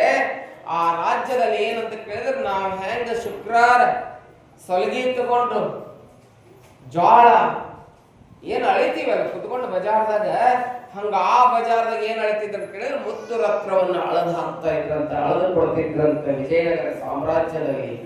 ಅವ್ರು ಅಳಿದ್ರೆ ಏನು ದೊಡ್ಡಾಗತ್ತು ಶರಣರು. ಅವ್ರಿಗೇನು ಏನು ಏನು ಅವರಿಗೆ ಅಪರೂಪ. ಅದಕ್ಕೆ ಬೇಡ ಹಡಬೇಡ ಏನು ಅಂತ ಕೇಳಿದ್ರೆ ಆ ಮುತ್ತು ರತ್ನ ಎಲ್ಲರಿಗೂ ಕೊಟ್ಟು ಸಂತೃಪ್ತಿ ಪಡಿಸ್ತಾಳೆ. ಬಸವಣ್ಣ ಈ ಕಡೆ ಮಧ್ಯಾಹ್ನ ದಾಸೋಹ ಮಾಡ್ಬೇಕಾಗೈತಿ. ಇಲ್ಲಿ ನೋಡ್ತಾನ ಯಾರು ಜಂಗಮರಿಲ್ಲ, ಅಮರಗಣಗಳಿಲ್ಲ, ಪುರಾತನರಿಲ್ಲ, ಯಾರಿಲ್ಲ. ಎಲ್ಲಿ ಹೋದ್ರು ಅಂದಾಗ ಆ ಸುದ್ದಿ ಬಂದು ಯಾರಿಗೆ ಮುಟ್ತದ ಅಂತ ಕೇಳಿದ್ರೆ ಬಿಜ್ಜಳನ ಪ್ರಧಾನಮಂತ್ರಿ ಆಗಿರ್ತಕ್ಕಂಥ ಬಸವಣ್ಣನಿಗೆ ಮುಟ್ಟಿದಾಗ, ಓಹೋ ಯಾರಿರ್ಬೇಕು ಆ ಶಿವಶರಣೆ, ಆ ಮಹಾಮಾತೆ ಯಾರಿರ್ಬೇಕು, ಎಲ್ಲಿಯವಳು ಇರಬೇಕು, ಎಂತವಳು ಬಂದಾಳಲ್ಲ ಈ ಕಲ್ಯಾಣಕ್ಕಂತೇಳಿ. ಬಸವಣ್ಣ, ಚನ್ನ ಬಸವಣ್ಣ, ಅಲ್ಲಮ ಪ್ರಭು. ಯಾರು ಅಲ್ಲಮ ಅಂದ್ರೆ ಶೂನ್ಯ ಸಿಂಹಾಸನದ ಅಧ್ಯಕ್ಷ, ಮೊಟ್ಟ ಮೊದಲ ಅಧ್ಯಕ್ಷನಾಗಿರ್ತಕ್ಕಂಥ ಅಲ್ಲಮ. ಶಟಸ್ಥಲ ಜ್ಞಾನಿ ಚನ್ನ ಬಸವಣ್ಣ ಶಿವಯೋಗಿ ಸಿದ್ದರಾಮ ಮುಂತಾದ ಪ್ರಮುಖರೆಲ್ಲ ಎಲ್ಲಿ ಹೋಗ್ತಾರ ಅಂತ ಕೇಳಿದ್ರೆ ಆ ಬಾಳೆಯ ವನಕ್ಕೆ ಹೋಗಿ ನೋಡ್ತಾರೆ. ಅಲ್ಲಿ ವಿರಾಜಮಾನಳಾಗಿದ್ದಾಳೆ ಅಕ್ಕ ಮಹಾದೇವಿಯ ಪಾರ್ವತಿಯ ಪ್ರತಿರೂಪದಂತೆ ಇರತಕ್ಕಂಥ ದಾನಮ್ಮನನ್ನ ಕಂಡು ಬಹಳ ಆಶ್ಚರ್ಯ ಆಗ್ತದೆ. ಅವ ನೀವು ಬಾಳೆವನದಲ್ಲಿ ಇರೋದು ಬೇಡ, ನೀವು ಎಲ್ಲಿ ಬರ್ರಿ ಅಂತ ಕೇಳಿದ್ರೆ ಅನುಭವ ಮಂಟಪಕ್ಕೆ ಬರ್ರಿ ಅಂತ ಹೇಳಿ ಹಳದಿಯನ್ನ ಹಾಸಿ ಮುತ್ತು ಆರತಿಯೊಂದಿಗೆ ದಾನಮ್ಮನನ್ನ ಎಲ್ಲ ಶರಣರು ಎಲ್ಲಿ ಕರ್ಕೊಂಡು ಹೋಗ್ತಾರ ಅಂತ ಕೇಳಿದ್ರೆ ಮಹಾಮನೆಗೆ ಕರ್ಕೊಂಡು ಬರ್ತಾರೆ. ಇಲ್ಲೆಲ್ಲ ವಿಸ್ತಾರ ಮಾಡಿ ಹೇಳಕ್ ಟೈಮ್ ಇಲ್ಲ, ಫಾಸ್ಟ್ ಹೋಗ್ಬೇಕಾಗ್ಯದ. ನಾನು ಸುಮ್ಮನೆ ನಿಮಗೆ ಸ್ವಲ್ಪ ಹೇಳ್ಕೊಂಡು ಹೋಗ್ಬಿಡ್ತೇನೆ. ಮಹಾಮನೆಯಿಂದ ಮಹಾಮನೆಗೆ ಬಂದಾಳೆ. ಅಲ್ಲಿ ಚೆನ್ನ ಬಸವಣ್ಣನಿಗೆ ದಾನೇಶ್ವರಿ ಕೇಳ್ತಾಳೆ, ಇನ್ನೂ ದಾನ ಮಾಡಿಲ್ಲ. ಲಿಂಗಮ್ಮ ಕೇಳ್ತಾಳೆ, ಅಪ್ಪ ಅವ್ರೆ ಚೆನ್ನ ಬಸವಣ್ಣ ಕರೆದು ಹೇಳ್ತಾನ ನಿನಗೆ ಲಿಂಗ ದೀಕ್ಷೆ ಹೇಳ್ಕೊಡ್ತೀವಿ ಅಂತ ಹೇಳಿ ಲಿಂಗಮ್ಮನ ತಲೆ ಮೇಲೆ ಕೈಯನ್ನ ಇಟ್ಟಿರ್ತಕ್ಕಂಥ ಚೆನ್ನ ಬಸವಣ್ಣ ಹಸ್ತ ಮಸ್ತಕ ಸಂಯೋಗದಿಂದ ಏನ್ ಮಾಡ್ತಾನ ಅಂತ ಕೇಳಿದ್ರೆ ಲಿಂಗಮ್ಮನ ಕೊರಳಲ್ಲಿ ಇಷ್ಟಲಿಂಗವನ್ನ ಕಟ್ಟಿ ಏನ್ ಮಾಡ್ತಾನ ಅಂತ ಕೇಳಿದ್ರೆ ಲಿಂಗ ದೀಕ್ಷೆಯನ್ನು ಕೊಡ್ತಾನೆ. ಲಿಂಗ ದೀಕ್ಷೆಯನ್ನು ಕೊಡ್ತಾನೆ. ಲಿಂಗ ದೀಕ್ಷೆಯನ್ನು ಕೊಟ್ಟು ಶ್ರೀ ಗುರುವೆಂಬ ಗಂಡನು ಶಿಷ್ಯನೆಂಬ ಹೆಂಡತಿ ಹಸ್ತ ಮಸ್ತಕ ಸಂಯೋಗದ ಕೂಟವ ಕೂಡಲು ಷಡಕ್ಷರ ಮಂತ್ರವೆಂಬ ವೀರ್ಯವು ಚಲನೆಯಾಗಿ ಆ ಶಿಷ್ಯನೆಂಬ ಹೆಂಡತಿಯ ಕರ್ಣವೆಂಬ ಪ್ರವೇಶವಾಗಲು ಮನವಸಿರಾಗಿ ಕರ್ಣಂಗಳೆಂಬ ವ್ಯಾನಿಯಲ್ಲಿ ಲಿಂಗವೆಂಬ ಮಗನ ಹಡೆದು ಅಂಗೈ ಎಂಬ ತೊಟ್ಟಿಲಲ್ಲಿಟ್ಟು ಮಂಗಲ ಸೂತ್ರವೆಂಬ ಜೋಗುಳವ ಪಾಡಿದರು ನೋಡ. ಇದು ಕಾರಣ ನೀವೆನಗೆ ಮಗನಾದಿರಿ, ನಾನು ನಿಮಗೆ ತಾಯಾದನಯ್ಯ ಖಂಡೇಶ್ವರ ಅಂತ ಹೇಳ್ತಾರೆ. ದೀಕ್ಷೆ ಅಂದ್ರೇನು ಎಲ್ಲ ಹೇಳಕ್ ಟೈಮ್ ಇಲ್ಲ, ಬಹಳ ವಿಷಯ ಇರ್ತದೆ. ನೋಡೋಣ ಯಾವಾಗತ್ತೆ. ಈಗ ನನ್ಗೇನು ಹೇಳಕ್ಕಾಗತ್ತೆ ಅಷ್ಟು ಹೇಳ್ತೇನೆ. ದೀಕ್ಷೆ ಆಗ್ತದೆ ಅವಾಗ ಲಿಂಗಮ್ಮ ಒಂದು ಮಾತು ಕೇಳ್ತಾಳಪ್ಪ ಅವ್ರೆ ಚನ್ನಬಸವಣ್ಣವ್ರೆ, ನನಗ್ ನೀವು ಲಿಂಗ ಕೊಟ್ರಿ, ನನಗ್ ನಾನು ಮುಂದೆ ಲೋಕ ಸಂಚಾರ ಮಾಡೋಳದೀನಿ, ಯಾರ ಲಿಂಗ ದೀಕ್ಷೆ ತಗೊಂತೀವಿ ಅಂದ್ರೆ ಕೊಡಬಹುದನ್ನ ಹೇಳ್ತಾಳ. ಏನೋ ನಾನು ಹೆಣ್ಣು ಮಗಳು, ನಾನು ಲಿಂಗ ದೀಕ್ಷೆಯನ್ನು ಬೇರೆಯವ್ರಿಗೆ ಕೊಡಬಹುದು ಅಂದಾಗ ಚನ್ನಬಸವಣ್ಣ ಹೇಳ್ತಾರೆ, ಒಂದು ದೀಪ ಹಚ್ಚುವ ಇಲ್ಲೇ, ಈ ದೀಪ ಆ ದೀಪಕ್ಕೆ ಹಚ್ಚಿದ್ರೆ ಏನಾಗ್ತತಿ ಅಂತ ಕೇಳ್ತಾರ. ದೀಪ ಮತ್ತೊಂದು ದೀಪವನ್ನು ಹಚ್ಚುತ್ತದೆ. ಹಾಗೆ ನೀನು ಲಿಂಗ ದೀಕ್ಷೆಯನ್ನು ಪಡೆದ ಜ್ಞಾನ ದೀಪವನ್ನು ಎಲ್ಲರಿಗೆ ಹಚ್ಚು. ಈ ನಾಡಿನಲ್ಲಿ ಎಲ್ಲ ತಾಯಂದಿರು ಲಿಂಗ ದೀಕ್ಷೆಯನ್ನು ಪಡೆದು ಅವರು ಶರಣೆಯರಾಗಲಿ ಅಂತ ಹೇಳಿದಾಗ ನಾಡಿನ ಮೂಲೆಯಲ್ಲಿ ಸಂಚರಿಸ್ತಾ ಚನ್ನ ಬಸವಣ್ಣನವರಿಂದ ಲಿಂಗ ದೀಕ್ಷೆಯನ್ನು ಪಡೆದಂತ ತಾಯಿ ಏನ್ ಮಾಡ್ತಾಳ ಅಂತ ಕೇಳಿದ್ರೆ ಲಿಂಗದ ವಿಚಾರವನ್ನ ಪ್ರಚಾರ ಮಾಡುವಂತವಳಾಗ್ತಾರೆ. ಈ ರೀತಿ ಲಿಂಗಮ್ಮ ಲಿಂಗ ದೀಕ್ಷೆಯನ್ನು ಪಡೆದುಕೊಂಡು ಏನ್ ಮಾಡ್ತಾಳ ಅಂತ ಕೇಳಿದ್ರೆ ಆ ಅನುಭವ ಮಂಟಪದಲ್ಲಿ ಇರುವಂತಹ ಸಂದರ್ಭದಲ್ಲಿ ಒಂದು ದಿನ ಆಕಿ ಕನಸು ಬಿತ್ತಂತ. ಯಾವ ಕನಸು? ಕನಸಿನಾಗ ಯಾರು ಬಂದ್ರು ಅಂತ ಕೇಳಿದ್ರೆ ಇನ್ನೂ ಲಗ್ನ ಆಗಿಲ್ಲಕ್ಕಿದು. ಲಗ್ನ ಆಗಲಾರದ ಸಂದರ್ಭದಲ್ಲಿ ಅವಳಿಗೊಂದು ಕನಸು ಬೀಳ್ತದೆ. ಆ ಕನಸಿನಲ್ಲಿ ಭಾವಿ ಪತಿ ಬರ್ತಾನ. ಯಾರು? ಸೋಮನಾಥ ಬರ್ತಾನ. ಸೋಮನಾಥ ಭಾವಿ ಪತಿ ಬರ್ತಾನ. ಭಾವಿ ಪತಿ ಬಂದು ಹೇಳ್ತಾನೆ, ನೋಡು ನೀನು ಮುಂದೆ ನಮ್ದು ನಿಂದು ಇಬ್ಬರದು ಏನಿದೆ ಅಂತ ಕೇಳಿದ್ರೆ ಮದುವೆ ಇದೆ, ಕಲ್ಯಾಣ ಮಹೋತ್ಸವ ಇದೆ. ಅದಕ್ಕೆ ನಾನು ನೀನು ಲಗ್ನ ಆಗೋ ಸುದ್ದಿನ ಯಾರಿಗೆ ಹೇಳಂತ ಕೇಳಿದ್ರೆ ಎಲ್ಲಾ ಶರಣರಿಗೆ ಬಸವಾದಿ ಪ್ರಮುಖರಿಗೆ ಹೇಳು, ಅವರನ್ನು ನಿನ್ನ ಕಲ್ಯಾಣ ಮಹೋತ್ಸವಕ್ಕೆ ಲಗ್ನಕ್ಕೆ ಆಹ್ವಾನ ಮಾಡು ಅಂತೇಳಿ ಕನಸಿನ ಬಂದು ಹೇಳಿದಾಗ ಮರುದಿನ ಅನುಭವ ಮಂಟಪದಲ್ಲಿ ಕೂಡಿದ ಶರಣ ಗಣಗಳ ಮಧ್ಯದಲ್ಲಿ ದಾನಮ್ಮ ಕೈ ಮುಗಿದು ಎದ್ದು ನಿಲ್ತಾ ಇದ್ದಾರೆ. ಎಲ್ಲ ಶರಣರಿಗೆ ದೀರ್ಘದಂಡ ಪ್ರಣಾಮವನ್ನು ಮಾಡಿ, ಅಪ್ಪ ಅವರೇ, ಬಸವಣ್ಣನವರೇ, ಮಹಾಪ್ರಭುಗಳೇ, ಗುರುವಾದಂತ ಚನ್ನಬಸವಣ್ಣನವರೇ, ಆಯ್ದಕ್ಕಿ ಲಕ್ಕಮ್ಮನವರೇ, ಆಯ್ದಕ್ಕಿ ಮಾರಯ್ಯನವರೇ, ಮೋಳಿಗೆಯ ಮಹಾರಯ್ಯನವರೇ, ಮಹಾದೇವಿಯವರೇ, ಎಲ್ಲಾ ಶರಣರಿಗೆ ಆಹ್ವಾನ ಕೊಡ್ತಾಳೆ. ಅಪ್ಪ ಅವರೇ, ನಂದು ಇಂಥ ದಿವಸ ಲಗ್ನಿದೆ, ನೀವೆಲ್ಲ ಏನ್ ಮಾಡ್ಬೇಕು, ನನ್ನ ಕಲ್ಯಾಣ ಮಹೋತ್ಸವಕ್ಕೆ ನೀವು ಏನ್ ಮಾಡ್ಬೇಕಂತ ಕೇಳಿದ್ರೆ ಬರಬೇಕು ಅಂತ ಹೇಳಿ ಏನ್ ಮಾಡ್ತಾಳ ಅಂತ ಕೇಳಿದ್ರೆ ಎಲ್ಲಾ ಶರಣರಿಗೆ ಹೆಂಗ ನಿಮ್ ಮನ್ಯಾಗ ಲಗ್ನ ಇದ್ದಾಗ 1 ತಿಂಗಳ ಗಂಟ್ಲೆ ಮೊದಲು ಅಡ್ಡಾಡಿ ಏನ್ ಮಾಡ್ತಿರ್ತೀರಿ, ಕಾರ್ಡ್ ಕೊಡ್ತಿರ್ತೀರಿ. ಹಂಗ ಕಾರ್ಡನ್ನ ಕೊಡ್ತಾಳೆ. ಕಾರ್ಡನ್ನ ಕೊಟ್ಟು ಏನ್ ಮಾಡ್ತಾಳೆ, ಆಹ್ವಾನವನ್ನ ಮಾಡ್ತಾ ಇದ್ದಾಳೆ. ಆಹ್ವಾನವನ್ನ ಮಾಡಿ ಎಲ್ಲ ಶರಣರನ್ನ ನನ್ನ ಮದುವೆಗೆ ಅಥವಾ ಕಲ್ಯಾಣ ಮಹೋತ್ಸವಕ್ಕೆ ನೀವು ಬರಬೇಕು. ನಂದಷ್ಟೇ ಲಗ್ನ ಇಲ್ಲ, ನನ್ನ ಜೊತೆಗೆ ಯಾರ್ಯಾರಿದೆ ಅಂತ ಕೇಳಿದ್ರೆ 555 ಸಾಮೂಹಿಕ ವಿವಾಹದವು, ಅದರಲ್ಲಿ ಒಂದು ನೀವು ಹಾರೈಸಬೇಕು. ಬಡವರ ಲಗ್ನಗಳದಾವು ಅಂತ ಹೇಳ್ತಾಳೆ. ಬಹುಶಃ ಮೊಟ್ಟ ಮೊದಲು ಇವತ್ತು ನಾವು ಏನೇನ ಹೇಳ್ತೀವಿ, ಯಾರ್ಯಾರು ಸಾಮೂಹಿಕ ವಿವಾಹ ಮಾಡಿದ್ರು ಅಂತ ಹೇಳ್ತೀವಿ. ಮೊಟ್ಟ ಮೊದಲು ವಿವಾಹವನ್ನ ಹೆಂಗ್ ಮಾಡ್ಕೋಬೇಕನ್ನೋ ಪದ್ಧತಿಯನ್ನು ನಮ್ಮವ್ರು ಹಾಕಿಕೊಟ್ಟಾರ, ಶರಣರು ಹಾಕಿಕೊಟ್ಟಾರ, ನಮ್ಮವ್ರು ಹಾಕಿಕೊಟ್ಟಾರ. ಮೊಟ್ಟ ಮೊದಲು ದಾನಮ್ಮ 555 ಲಗ್ನ ಮಾಡಿದ ನಂತರ ಸಿದ್ದರಾಮೇಶ್ವರ 1001 ಸಾಮೂಹಿಕ ವಿವಾಹವನ್ನು ಈ ನಾಡಿನಲ್ಲಿ ಮಾಡಿ ಕೀರ್ತಿಯ ಕಲಶವನ್ನ ಗಳಿಸಿದವರು ಯಾರು ಅಂತ ಕೇಳಿದ್ರೆ ನಮ್ಮ ಶರಣರು. ಅದಕ್ಕೆ ನನ್ನ ಮದುವೆ ಯಾವಾಗ ಐತೆ ಅಂತ ಕೇಳಿದ್ರೆ 1083ನೇ ಇಸ್ವಿ ವಿಭುನಾಮ ಸಂವತ್ಸರ ವೈಶಾಖ ಮಾಸ ಅಕ್ಷಯ ತದಿಗೆಯ ಸೋಮವಾರ ದಿನ ನನ್ನ ಲಗ್ನದೇ, ನೀವೆಲ್ಲರೂ ಬರಬೇಕು ಅಂತೇಳಿ ಟೈಮ್ ಅನ್ನು ಕೊಡ್ತಾಳ, ವೇಳೆಯನ್ನು ಕೊಡ್ತಾಳ. ಎಲ್ಲಾ ಶರಣರಿಗೆ ಆಹ್ವಾನ ಕೊಡ್ತಾರೆ. ಎಲ್ಲರೂ ಬಹಳ ಸಂತೋಷ ಆಗ್ತದೆ. ಇಷ್ಟೆಲ್ಲ ಮಾಡಿ ಶರಣರ ಕೃಪೆಯನ್ನ ಪಡೆದುಕೊಂಡು ಅಲ್ಲಿಂದ ಚನ್ನ ಬಸವಣ್ಣರ ಆಜ್ಞೆಯ ಮೇರೆಗೆ ನೀನು ಲೋಕದಲ್ಲೆಲ್ಲ ಹೋಗೋ, ಲೋಕದಲ್ಲಿ ಹೋಗಿ ನೀ ಏನು ಮಾಡು ಅಂತ ಕೇಳಿದ್ರೆ ಲಿಂಗಾಯತ ಧರ್ಮ ಪ್ರಚಾರವನ್ನ ಮಾಡು ಅಂತ ಹೇಳಿ ಕಳಿಸಿಕೊಡ್ತಾರೆ. ಅವಾಗ ಅಲ್ಲಿಂದ ಮಠಾಮಾಯ ಆಗಿಬಿಡ್ತಾಳೆ. ಏನಕ್ಕಳ ಮಠಾಮಾಯ ಆಗಿ ಹರೇದಕ್ಕಿನ ಇರ್ತಾಳ, ಮಾಯಾಗಿ ಡೈರೆಕ್ಟ್ ಎಲ್ಲಿ ಬರ್ತಾಳ ಅಂತ ಕೇಳಿದ್ರೆ ಎಲ್ಲಿಗೆ ಬರ್ತಾಳಕಿ? ಎಲ್ಲಿಂದ ಮಾಯ ಆಗಿದ್ಲಲ್ಲ, ಎಲ್ಲಿಂದ ಮಾಯ ಆಗಿದ್ಲು? ನೀವು ಹರಗಿರ್ತೀರ ಅಂತ ಗೊತ್ತೈತೆ, ಅದಕ್ಕೆ ನಾ ಕೇಳಾಕತ್ತೀನಿ. ಎಲ್ಲಿಂದ ಮಾಯ ಆಗಿದ್ಲಕ್ಕಿ? ಎಲ್ಲಿಂದ್ರಿ? ಪುರಾಣ ಹೇಳಕ್ ನಿಮ್ಮನ್ನು ಕಳ್ಸಿವಿ, ಹೇಳೋರು ನೀವ ಕೇಳೋರು ನೀವು, ಹೇಳಿ ಹೋಗಿರ್ತೀರಿ. ಎಲ್ಲಿಂದ ಹೋಗಿದ್ಲಕ್ಕಿ? ಉಮ್ರಾಣಿಂದ. ಹೇಳಿ ನಾಚ್ತೀರಿ ಅಕ್ಕ, ಏನು ಸಮಸ್ಯೆ ಇಲ್ಲ. ಎಲ್ಲಿಂದ ಹೋಗಿದ್ಲು? ಉಮ್ರಾಣಿಂದ ಹೋಗಿದ್ಲು. ಉಮ್ರಾಣಿಗೆ ಬರ್ತಾಳ. ಅವ್ರವ್ವ ಅವ್ರಪ್ಪ ಅಳಾಕತ್ತಿದ್ರು, ಲಿಂಗಮ್ಮನ ಅಪ್ಪ ಅವ್ವ ಅಳಾಕತ್ತಿದ್ರು. ಕಲ್ಯಾಣದಾಗಿದ್ದಾಗ ಇನ್ನೊಂದು ಘಟನೆ ನಡೆದಿತ್ತು. ಏನಂತ ಕೇಳಿದ್ರೆ ಈಕೆಯ ಮಹಿಮೆಯನ್ನ ಕಂಡು ತ್ರಿಪುರಾಂತಕ ಕೆರೆಯ ಆ ಕಲ್ಲುಗಳನ್ನ ರತ್ನಗಳನ್ನಾಗಿ ಮಟ್ಟಿ ಮಾಡಿ ಎಲ್ಲರಿಗೆ ದಾಸೋಹ ಮಾಡಿದ್ದಲ್ಲ, ಅದಕ್ಕೆ ಬಸವಣ್ಣನವರು ಇವರ ದಾಸೋಹ ಭಾವನೆಯನ್ನು ಕಂಡು ಅಮ್ಮ ಇನ್ ಮೇಲೆ ನೀ ಲಿಂಗಮ್ಮಲ್ಲ ದಾನವನ್ನ ಮಾಡುವ ದಾನಮ್ಮನೇನಾಗು ಅಂತ ಹೇಳಿ ಆಶೀರ್ವಾದವನ್ನು ಮಾಡ್ತಾರೆ. ತುಂಬಿದ ಸಭೆಯೊಳಗೆ ದಾನ ದಾಸೋಹಿ ದಾನಮ್ಮ ಅಂತ ಹೇಳಿ ನಾಡಿನಲ್ಲಿ ನಿನ್ನ ಹೆಸರು ಪ್ರಚಾರ ಆಗಲಿ ಅಂದಾಗ ಆ ತಾಯಿ ಹೆಸರು ಲಿಂಗಮ್ಮ ಹೋಯ್ತು. ಬಸವಣ್ಣವ್ರು ಹೇಳಿದ ಮೇಲೆ ಏನಾಯ್ತು ಹೆಸರು? ಏನಾಯ್ತು ಇನ್ಮೇಲೆ? ದಾನಮ್ಮ.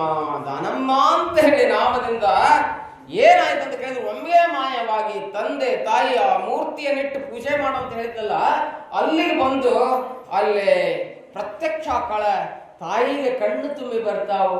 ಅಪ್ಕೊಂತಾಳ ಮಗಳನ್ನ. ಮಗಳ, ಇಷ್ಟು ದಿವಸ ನಿನ್ನನ್ನ ಮೂರ್ತಿಯೊಳಗೆ ನೋಡ್ತಾ ಇದ್ವಿ, ಯಾವಾಗ ಈ ಕಣ್ಣುಗಳು ಪ್ರತ್ಯಕ್ಷ ನೋಡ್ಯಾವು, ಈ ಬಾಯಿ ಯಾವಾಗ ನಿನ್ನೊಂದಿಗೆ ನೇರವಾಗಿ ಮಾತಾಡಿದ್ದು, ನಿನ್ನ ಮುಟ್ಟಿದ್ದು ಅನ್ಸಾಕತ್ತಿದ್ದು ಮಗಳ ಅಂತ ಹೇಳಿ ಅಳಾಕತ್ತಾಳ. ಹೇಳ್ತಾರಲ್ಲ, ತಂದೀಯ ನೆನೆದರ ತಂಗೂಳ ವಿಷಯ ಆಯ್ತು, ಗಂಗಾದೇವಿ ನನ್ನ ತಾಯಿಯವನ ನೆನೆದರ ಮಾಸೀದ ಮುಡಿಯೋ ಮಡಿಯಾಯ್ತು ಅಂತ ಹೇಳ್ತಾರೆ. ಮಡಿಯಾಯ್ತು ಅಂತ ಹೇಳ್ತಾರೆ. ಹಂಗ ತಾಯಿ ತಂದೆಗಳನ್ನ ಹಾಕೊಂಡು ನಿನ್ನ ಲಗ್ನ ಸುದ್ದಿಯನ್ನ ನಾವು ತೆಗಂಗಿಲ್ಲ, ಲಗ್ನ ಸುದ್ದಿ ತೆಗೆದಾಗ ಮಾಯ ಆಗಿದ್ಲಕ್ಕೆ, ಅದಕ್ಕಿಂತ ನಿನ್ನ ಸುದ್ದಿ ತೆಗಂಗಿಲ್ಲ ಅಂತ ಹೇಳಿ ತಾಯಿ ಹೇಳಿದಾಗ ದಾನಮ್ಮ ಅಂತಾಳ, ಇಲ್ಲ ನನ್ನ ಲಗ್ನ ಆಗ್ಲಿ ಫಿಕ್ಸ್ ಆಗ್ಯದ. ಯಾರು ಅಂತ ಕೇಳಿದ್ರೆ ಸೋಮನಾಥನೊಂದಿಗೆ ಫಿಕ್ಸ್ ಆಗ್ಯದ. ನೀವು ನಾವು ಎಲ್ಲರೂ ಕೂಡಿ ಎಲ್ಲಿಗೆ ಹೋಗೋಣ? ಎಲ್ಲಿಗೆ ಹೋಗೋಣ? ಸಂಕಕ್ಕೆ ಹೋಗೋಣ. ಸಂಕದಲ್ಲಿ ನಮ್ಮ ಲಗ್ನ ನಿಶ್ಚಯವಾಗಿದೆ ಅಂತ ಹೇಳ್ತಾಳೆ ತಂದೆ ತಾಯಿಗೆ. ಹಾಗೆ ಎಲ್ಲಿ ಹೋಗ್ತಾಳ ಅಂತ ಕೇಳಿದ್ರೆ ಆಕಿ ಆ ಉಮರಾಣಿಯ ತನ್ನ ಗುರು ಆಗಿರ್ತಕ್ಕಂಥ ಯಾರು ಯಾರು ಶಾಂತವೀರರಲ್ಲಿ ಬರ್ತಾಳ. ಶಾಂತವೀರರಲ್ಲಿ ಬರ್ತಾಳ. ಶಾಂತವೀರರಲ್ಲಿ ಬಂದಿರ್ತಕ್ಕಂಥ ದಾನಮ್ಮ ಶಾಂತವೀರಿಗೆ ಹೇಳ್ತಾಳ. ಅವರು ಕಲ್ಯಾಣದಿಂದ ಒಂದು ಲಿಂಗಾಯತ ಧರ್ಮವನ್ನು ಪ್ರಚಾರ ಮಾಡಕತ್ತಿದ್ರಲ್ಲ, ಆ ಶಾಂತವೀರಿಗೆ ಹೇಳ್ತಾಳ, ಅಪ್ಪ ನಾ ಬಸವಣ್ಣವರನ್ನು ಕಂಡೆ, ಪ್ರಭುವನ್ನ ಕಂಡೆ, ಚನ್ನ ಬಸವಣ್ಣನಿಂದ ಲಿಂಗವ ಕಂಡೆ. ಹೇಳ್ತಾಳ ನೋಡ್ರಿ, ಎಲ್ಲಾ ಕಂಡವರೆಲ್ಲರ ಆಶೀರ್ವಾದವನ್ನು ತೆಗೆದುಕೊಂಡು ನನ್ನ ಮದುವೆಗೆ ಅವರನ್ನು ಆಹ್ವಾನ ಮಾಡಕ್ ಬಂದೀನಿ. ನಿಮಗೂ ಕೂಡ ನಾ ಈಗ ಏನ್ ಮಾಡ್ತೀನಿ ಅಂತ ಕೇಳಿದ್ರೆ ಮದುವೆಗೆ ಆಹ್ವಾನವನ್ನು ಮಾಡಕತ್ತೀನಿ ಅಂತೇಳಿ ತನ್ನ ಗುರುಗಳಾಗಿರ್ತಕ್ಕಂಥ ಶಾಂತವೀರರಿಗೆ ಹೇಳಿ ಎಲ್ಲಿ ಹೊಕ್ಕಾರ ಅಂತ ಕೇಳಿದ್ರೆ, ಎಲ್ಲಿ ಹೊಕ್ಕಾಳ ಅಂತ ಕೇಳಿದ್ರೆ ಮುಂದೆ ಜತ್ ಸಂಸ್ಥಾನದ ರಾಜನಿರ್ತಾನೆ. ಆ ರಾಜನ ಕನಸಿನಲ್ಲಿ ಹೊಕ್ಕಳ ಯಶೋಭಾ ರಾಜ ಇರ್ತಾನ, ಜತ್ತರ ಸಂಸ್ಥಾನವನ್ನು ಆಳ್ತಿರ್ತಾನ, ಜತ್ ತಾಲೂಕ್ ಉಮರಾಣಿ ಏನು ಸಂಕ ಇದೆಯಲ್ಲ, ಆ ಜತ್ ಮಹಾರಾಜನ ಮಾಂಡಲಿಕನ ಅಂದ್ರೆ ಕಲ್ಯಾಣ ಚಾಲುಕ್ಯರ ಮಾಂಡಲಿಕನಾಗಿ ರಾಜ್ಯವನ್ನು ಆಳ್ತಿರ್ತಾನೆ. ಆ ರಾಜನ ಕನಸಿನಲ್ಲಿ ಹೋಗಿ, ಎಲ್ಲೋ ಯಶೋಭನೆ, ನಮ್ಮ ಇಬ್ಬರ ಮದುವೆಯ ಸೇವೆಯನ್ನು ಮಾಡುವಂತ ಭಾಗ್ಯ ಒದಗಿ ಬಂದಿದೆ. ಸೋಮನಾಥ ಮತ್ತು 555 ಬಡ ಜನರ ಮದುವೆ ಇಲ್ಲಿ ಆಗುವುದಿದೆ. ಅದಕ್ಕೆಲ್ಲ ನೀ ಏನ್ ಮಾಡ್ಬೇಕಂತ ಕೇಳಿದ್ರೆ ಸ್ಟೇಜಿನ ವ್ಯವಸ್ಥೆ ಮಾಡ್ಬೇಕು. ಬಸವಣ್ಣನಂತ ಚಾಲುಕ್ಯರ ಪ್ರಧಾನಮಂತ್ರಿ ಇಲ್ಲಿ ಬರ್ತಾರೆ, ಶೂನ್ಯ ಸಿಂಹಾಸನಾಧೀಶ ಅಲ್ಲವರು ಬರ್ತಾರೆ. ಅವ್ರಿಗೆಲ್ಲ ನೀ ವ್ಯವಸ್ಥೆಯನ್ನು ಮಾಡಬೇಕು. ನೀ ಸುಂದರವಾಗಿ ಬಂದಂತ ಅತಿಥಿ ಅಭ್ಯಾಗತರಿಗೆ ಕೂಡಲ ಸಂಗನ ಶರಣರ ಬರಮೆಮಗೆ ಪ್ರಾಣ ಜೀವಾಣವಯ್ಯ ಅನ್ನೋ ಹಾಗೆ ನೀನು ಎಲ್ಲರನ್ನ ಸ್ವಾಗತ ಕೋರ್ಬೇಕು. ನೀನು ಅವ್ರಿಗೆಲ್ಲ ಹೊಸ ಬಟ್ಟೆ, ಆಭರಣ, ತಾಳಿ, ಕಾಲುಂಗುರ ಎಲ್ಲವನ್ನ ಕೊಡುವಂತ ಸೇವೆಯನ್ನು ಮಾಡಬೇಕಂದಾಗ, ಆಯ್ತು ತಾಯಿ ಅಂತ ಹೇಳಿ ಒಪ್ಕೊಂಡು ರಾಜ ಏನ್ ಮಾಡ್ತಾನಂತ ಕೇಳಿದ್ರೆ ಮದುವೆಯ ವ್ಯವಸ್ಥೆಯನ್ನ ಮಾಡುವಂತವನಾಗ್ತಾನೆ. ದೊಡ್ಡ ಸ್ಟೇಜ್ ಅನ್ನು ಮಾಡಿದ್ರು. ಯಾಕಂದ್ರೆ 555 ಮಂದಿ ಕುಂದಿರ್ಬೇಕಲ್ಲ ಗುಡ್ಡ. ಇವತ್ತು ನೀವು ಹೋಗಿ ನೋಡಿದ್ರೆ ಸಂಕ ತೀರ್ಥ ಎಲ್ಲಿದ್ದೀರಿ? ಒಂದು ಗುಡ್ಡದಾಗಿದೆ, ನೀವೆಲ್ಲ ನೋಡಿರಿ. ಹಂತಲ್ಲೇ ವೇದಿಕೆ ರೆಡಿ ಆಗ್ತದೆ, ಅನೇಕ ಟೆಂಟುಗಳನ್ನು ಹೊಡಿತಾರೆ, ಪ್ರಸಾದದ ವ್ಯವಸ್ಥೆಯನ್ನು ಮಾಡ್ತಾರೆ. ಅಲ್ಲಿ ಏನಾಗ್ತದೆ ಅಂತ ಕೇಳಿದ್ರೆ ಎಲ್ಲಾ ತರಬಹುದು. ನೀರಿನ ವ್ಯವಸ್ಥೆ ಇರಲಿಲ್ಲ, ಗುಡ್ಡದಾಗ ನೀರು ಯಾಕೆ ತಂಬರಬೇಕು? ದಾನಮ್ಮ ಸೋಮನಾಥರು ಅಲ್ಲಿಗೆ ಬರ್ತಾರ. ಮದುವೆ ಆಗ್ಲಿಕ್ಕೆ ಬಂದಾಗ ಅವ ಎಲ್ಲಾ ಮಾಡಿವಿ, ನೀರಿನ ವ್ಯವಸ್ಥೆ ಇಲ್ಲ ಅಂದಾಗ ಸೋಮನಾಥ ಏನ್ ಮಾಡ್ತಾನೆ ಅಂತ ಕೇಳಿದ್ರೆ, ತನ್ನ ಪಾದದ ಹೆಬ್ಬರಲಿಂದ ಒಂದು ಬಂಡೆ ಇರ್ತದೆ, ಆ ಬಂಡೆಯನ್ನು ಎತ್ತಿ ಬಿಡ್ತಾನ. ಅಲ್ಲಿಂದ ನೀರು ಪುಟ್ಯಾಕ ಹತ್ತಿ ಬಿಡ್ತದೆ, ನೀರು ಗಂಗ ಬರ್ತಾಳ, ಗಂಗೆಯನ್ನ ಬಳಸ್ರಿ ಅಂತೇಳಿ ಇವತ್ತೇನು ಸಂಕತೀರ್ಥ ಇದೆಯಲ್ಲ, ಆ ಸಂಕತೀರ್ಥ ಉದ್ಭವ ಆಗ್ತದೆ. ಎಲ್ಲರಿಗೂ ಕುಡಿಲಿಕ್ಕೆ ನೀರಾಗ್ತದೆ. ಇನ್ನು ವೇದಿಕೆಗೆ ಹೋಗಕ್ಕೆ ರಸ್ತೆ ಬೇಕಲ್ಲ.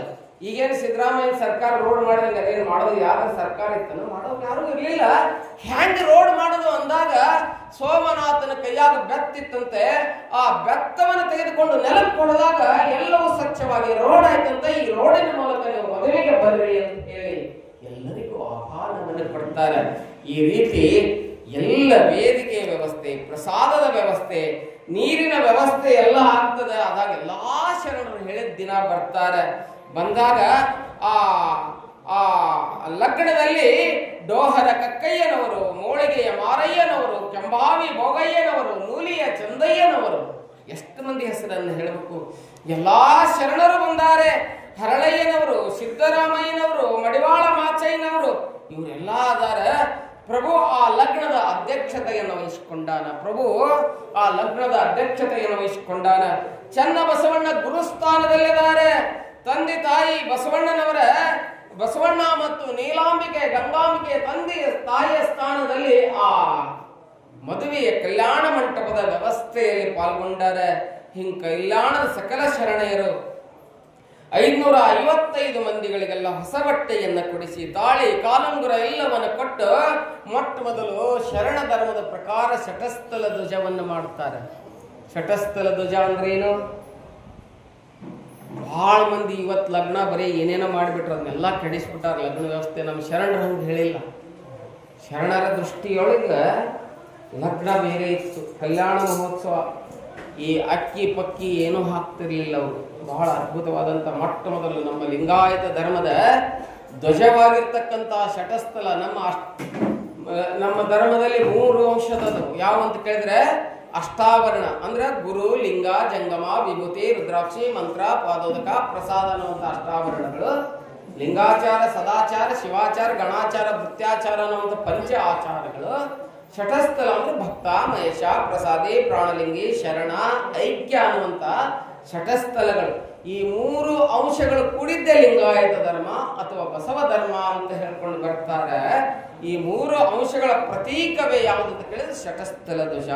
ಹೆಂಗ ನಮ್ಮ ಭಾರತ ದೇಶಕ್ಕೆ ತ್ರಿವರ್ಣ ಧ್ವಜ ಇದೆಯಲ್ಲ, ಕೇಸರಿ, ಬಿಳಿ, ಹಸಿರು ಇರ್ತಕ್ಕಂಥ, ನಡುವೆ ಸಾರನಾಥದ ಅಶೋಕನ ಚಕ್ರ ಇರುವಂತ ಏನಿದೆಯಲ್ಲ, ಆ ಧ್ವಜ ನಮ್ಮ ಭಾರತದ ನಮ್ಮ ಪ್ರಭುತ್ವದ ವ್ಯವಸ್ಥೆಯನ್ನು ಹೆಂಗೆ ಹೇಳ್ಕೊಂಡು ಬರ್ತದಲ್ಲ, ಎಲ್ಲಿ ಧ್ವಜ ಹಾರ್ತದಲ್ಲ ನಾವೆಲ್ಲರೂ ಸೆಲ್ಯೂಟ್ ಮಾಡ್ತೀವಿ ಅದಕ್ಕೆ.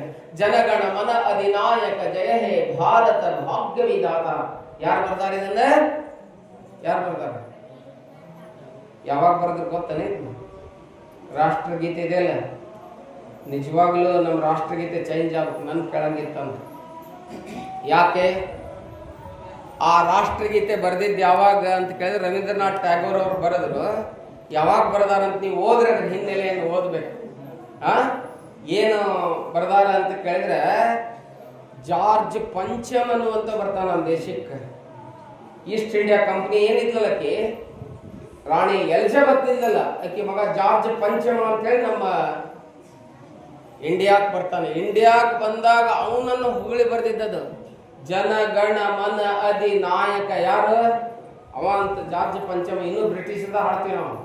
ಜನಗಣ ಮನ ಅಧಿನಾಯಕ ಯಾರು ಅವ? ಜಾರ್ಜ್ ಪಂಚಮ. ನಾಯಕ ಜಯ ಹೇ ಅವ ಯಾರಂತ? ಭಾರತ ಭಾಗ್ಯ ವಿಧಾತ. ಜಾರ್ಜ್ ಪಂಚಮನೇ ಭಾರತ ಭಾಗ್ಯ ವಿಧಾತ ಅಂತ ಯಾರು ಇರಲಿಲ್ಲನು. ಯಾಕೆ ಇದನ್ನೆಲ್ಲ ಹೇಳಕತ್ತೀನಿ ಅಂತ ಕೇಳಿದ್ರೆ, ನನಗೆ ಅಪಾರ ಗೌರವ ಇದೆ ದೇಶದ ಬಗ್ಗೆ. ಆದ್ರ ಆ ರಾಷ್ಟ್ರಗೀತೆ ಇದೆಯಲ್ಲ, ಆ ರಾಷ್ಟ್ರಗೀತೆ ಜಾರ್ಜ್ ಪಂಚಮನನ್ನು ಹೊಗಳಿ ಬರೆದಂತ ಗೀತೆ ಹೊರತು ಇನ್ನೂ ಬೇರೆ ಇದ್ರ ಚಲೋ ಆಗ್ತತಿ ಅನ್ನುವಂಥ ಅಭಿಪ್ರಾಯ ನನ್ನಲ್ಲಿದೆ. ಯಾಕಂತ ಕೇಳಿದ್ರೆ ನೋಡ್ರಿ, ಅವ ಎಲ್ಲ ಏನು ಹೊಗಳ್ತಾರಲ್ಲ, ಮುಂದೆ ಸಾಲುಗಳು ಬರ್ತಾವಲ್ಲ, ಅವ್ ಯಾರು ಹೊಗಳ್ಯಾರ ಅಂತ ಕೇಳಿದ್ರೆ ಇಡೀ ನಮ್ಮ ಸ್ಟೇಟ್ನಲ್ಲಿ ಎಷ್ಟದವಲ್ಲ ಸ್ಟೇಟ್ಗಳು, ಅವು ಎಲ್ಲವುಗಳಿಗೆ ಅಧಿನಾಯಕ ಯಾರು? ಅವಾಗ ಬ್ರಿಟಿಷ್ ಆಡ್ತಿದ್ರು, ಅವ ಅಧಿನಾಯಕ ಇರ್ಬೋದು.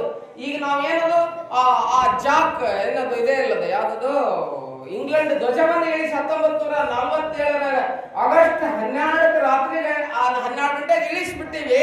ನಮ್ಮ ತ್ರಿವರ್ಣ ಧ್ವಜವನ್ನು ಹಾರಿಸಿ ನಾವು ಮಾಲಕರಾಗಿವಿ. ನಮ್ಮ ದೇಶದ ಸಂಸ್ಕೃತಿ ಹೊಗಳುವಂತ ರಾಷ್ಟ್ರೀಯತೆ ಇದ್ರೆ ಇನ್ನೂ ಬಹಳ ಚೆನ್ನಾಗಿರ್ತದೆ. ಬಹುಶಃ ಇದನ್ನೆಲ್ಲ ಯಾಕೆ ಹೇಳ್ತೀನಿ ಅಂತ ಕೇಳಿದ್ರೆ, ಹೀಗೆ ಇಲ್ಲಿ ಬಸವಣ್ಣನ ನೇತೃತ್ವದಲ್ಲಿ ನಡೀತಾ ಇರ್ತಕ್ಕಂಥ, ಅಲ್ಲವನ ಅಧ್ಯಕ್ಷತೆಯಲ್ಲಿ ನಡೀತಾ ಇರ್ತಕ್ಕಂಥ ನಿಂಗಮ್ಮನ ಮದುವೆಯಲ್ಲಿ ಶಟಸ್ಥಲ ಧ್ವಜವನ್ನ ಏನು ಮಾಡ್ಯಾರ ಅಂತ ಕೇಳಿದ್ರೆ ಅದನ್ನ ಹಾರಿಸ್ತಾ ಇದ್ದಾರೆ. ಅಲ್ಲಿ ಒಂದು ಗೀತೆಯನ್ನು ಕೂಡ ಅವ್ರು ಹಾಡ್ಕೊಂಡು ಬರ್ತಾರೆ. ನಮ್ಮ ಗವಾಯಿಗಳಿಗೆ ಕಣ್ಣಿಲ್ಲ, ಇಲ್ಲಾಂದ್ರೆ ಹಾಡಿಸಿದೆ ಎಲ್ಲ ನನಗ ಲೋಡ್ ಬಿದ್ದುಬಿಟ್ಟೈತೆ ಒಟ್ಟ. ಅದನ್ನ ಆದ್ರೂ ಒಂದ್ ಸ್ವಲ್ಪ, ಯಾಕಂದ್ರೆ ಪುರಾಣ ಹೇಳಿ ಹಾಡೋದಂದ್ರೆ ನನಗೂ ಬಹಳ ತ್ರಾಸ ಆಗ್ಬಿಡ್ತದೆ. ಗವಾಯಿಗಳಿದ್ರೆ ಅವ್ರು ಹಾಡ್ತಾ ಇದ್ರು ಅದನ್ನ. ಇರ್ಲಿ, ಏನ್ ಹಾಡಿದ್ರು ಆ ಗೀತೆಯಲ್ಲಿ, ಏನು ಹಾಡಿದ್ರು ಕೇಳಿ. ಸುಮ್ಮನೆ ಒಂದಿಷ್ಟು ಹಾಡು ತೋರಿಸ್ತೇನೆ. ಏರುತ್ತಿದೆ ಹಾರುತ್ತಿದೆ ಶಟಸ್ಥಲ ಧ್ವಜವು ಮೆರೆಯುತ್ತಿದೆ. ಬಾರಿಸ್ಬಿಡ್ತಾವ. ಶಟಸ್ಥಲ ಧ್ವಜವು ಮೆರೆಯುತ್ತಿದೆ, ವಿಶ್ವಜೀವರನು ತನ್ನಯ ಗರ್ಭದಿ ಹೊತ್ತ ಬಸವ ಧ್ವಜ ಹಾರುತ್ತಿದೆ. ಹೊತ್ತ ಬಸವ ಧ್ವಜ ಹಾರುತ್ತಿದೆ, ಏರುತ್ತಿದೆ ಹಾರುತ್ತಿದೆ, ಶಟಸ್ಥಲ ಧ್ವಜವು ಮೆರೆಯುತ್ತಿದೆ. ಸಮತಾ ತತ್ವವ ಜಗದಲ್ಲಿ ಸಾರಿದ, ಸತ್ಯ ಅಹಿಂಸೆಯ ನಡೆಯಲಿ ತೋರಿದ, ದಯವೇ ಧರ್ಮದ ಮೂಲವೆಂದುಲಿದ, ಕಲ್ಯಾಣ ಧ್ವಜವು ಹಾರುತ್ತಿದೆ, ಏರುತ್ತಿದೆ ಹಾರುತ್ತಿದೆ, ಶಟಸ್ಥಲ ಧ್ವಜವು ಮೆರೆಯುತ್ತಿದೆ. ಮೋಳಿಗೆ ಮಾರಯ್ಯ ಮಡಿವಾಳ ಮಾಚಯ್ಯ, ಮಾದರ ಚೆನ್ನಯ್ಯ ಡೋಹರ ಕಕ್ಕಯ್ಯ, ಹರಳಯ್ಯ ಮೊದಲಾದ ಭಕ್ತರನೆಲ್ಲ ಜಂಗಮ ಸ್ಥಳಕ್ಕೆ ಎತ್ತಿದ ಧ್ವಜವು ಏರುತ್ತಿದೆ ಹಾರುತ್ತಿದೆ, ಶಟಸ್ಥಲ ಧ್ವಜವು ಮೆರೆಯುತ್ತಿದೆ. ವ್ಯೋಮಕಾಯ ಸಿದ್ಧ ಅಲ್ಲಮ ಪ್ರಭು, ವೀರಗಣಾಚಾರಿ ಅಂಬಿಗರ ಚೌಡಯ್ಯ, ಕಾಯಕ ಜ್ಯೋತಿ ನುಲಿಯ ಚಂದಯ್ಯ, ಅಗಣಿತ ಮಹಿಮರ ಪ್ರೀತಿಯ ಧ್ವಜವು ಏರುತ್ತಿದೆ ಹಾರುತ್ತಿದೆ, ಶಟಸ್ಥಲ ಧ್ವಜವು ಮೆರೆಯುತ್ತಿದೆ. ಮುಂದೆ ಹೇಳ್ತಾರೆ ಯಾರು ಅಲ್ಲಿ ಇವರಷ್ಟೇ ಇರಲಿಲ್ಲ, ಶರಣೆಯರು ಇದ್ರು ಅಂತ ಹೇಳ್ತಾರೆ.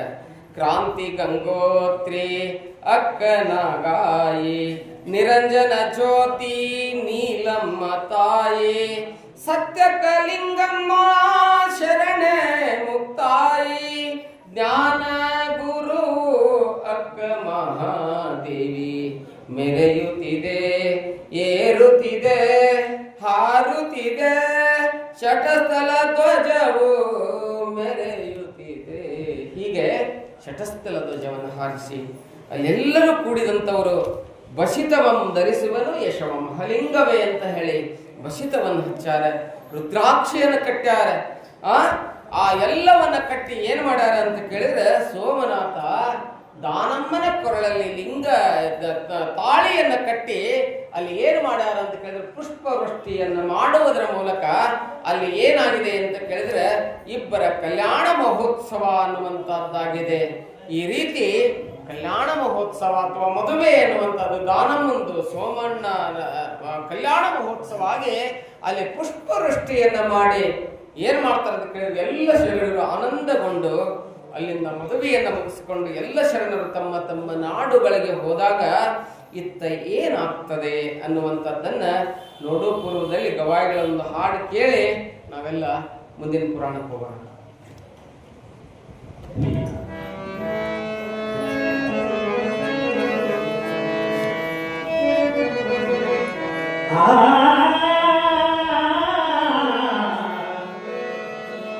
ಯಾಕ ಮಾಡತೀನಿ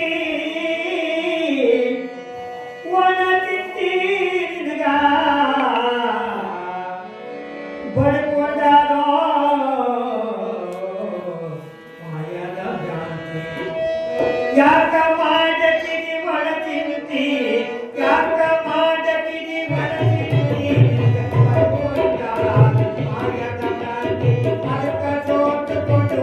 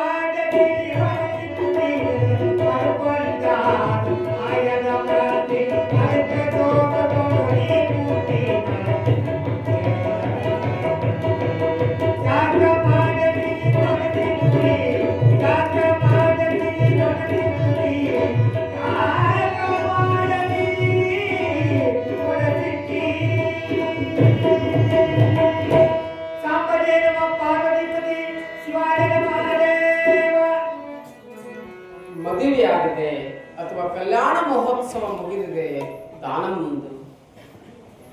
ಕಲ್ಯಾಣ ಮಹೋತ್ಸವ ಮುಗಿದ ಬಳಿಕ ಬಸವ ತತ್ವವನ್ನು ಪ್ರಚಾರ ಮಾಡಕ್ಕೆ ಎಲ್ಲಿ ಬರ್ತಾಳ ದಾನಮ್ಮ ಅಂತ ಕೇಳಿದ್ರೆ ಇಬ್ರು ಗಂಡ ಹೆಂಡತಿ ಇಷ್ಟು ದಿವಸ ಒಬ್ಬಕ್ಕೆ ಇದ್ಲು, ಈಗ ಜೋಡಿ ಹೋಗ್ತಾರೆ. ಜೊತೆಗೆ ಸೋಮನಾಥ ಅದಾನ. ಸತಿ ಪತಿಗಳೊಂದಾಗಿ ಮಾಡುವ ಭಕ್ತಿ ಇತರಕ್ಕೂ ಶಿವಗ್ಗೆ.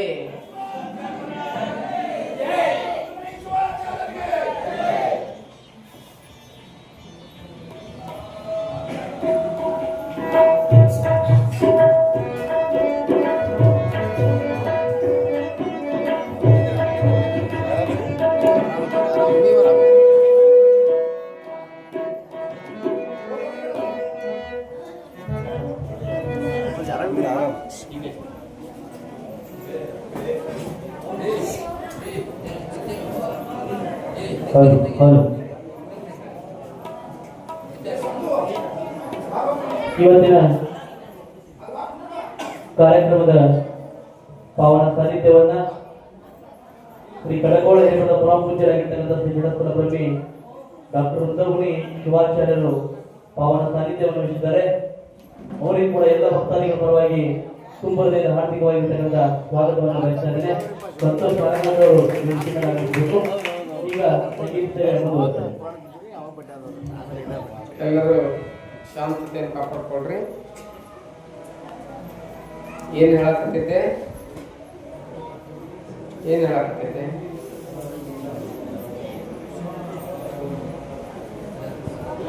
ಎಷ್ಟು ದಿವಸ ಇಲ್ಲಿ ನೋಡ್ರಿ, ಎದುರುಗಡೆ ನೋಡ್ರಿ, ಸೀದಾ ನೋಡ್ರಿ, ಮಾತಾಡ್ಬೇಡ್ರಿ. ಇಷ್ಟು ದಿವಸ ಲಿಂಗಮ್ಮನ ಹೆಸರಿನಿಂದ ನಾಡನ್ನೆಲ್ಲ ಸುತ್ತಾಳ.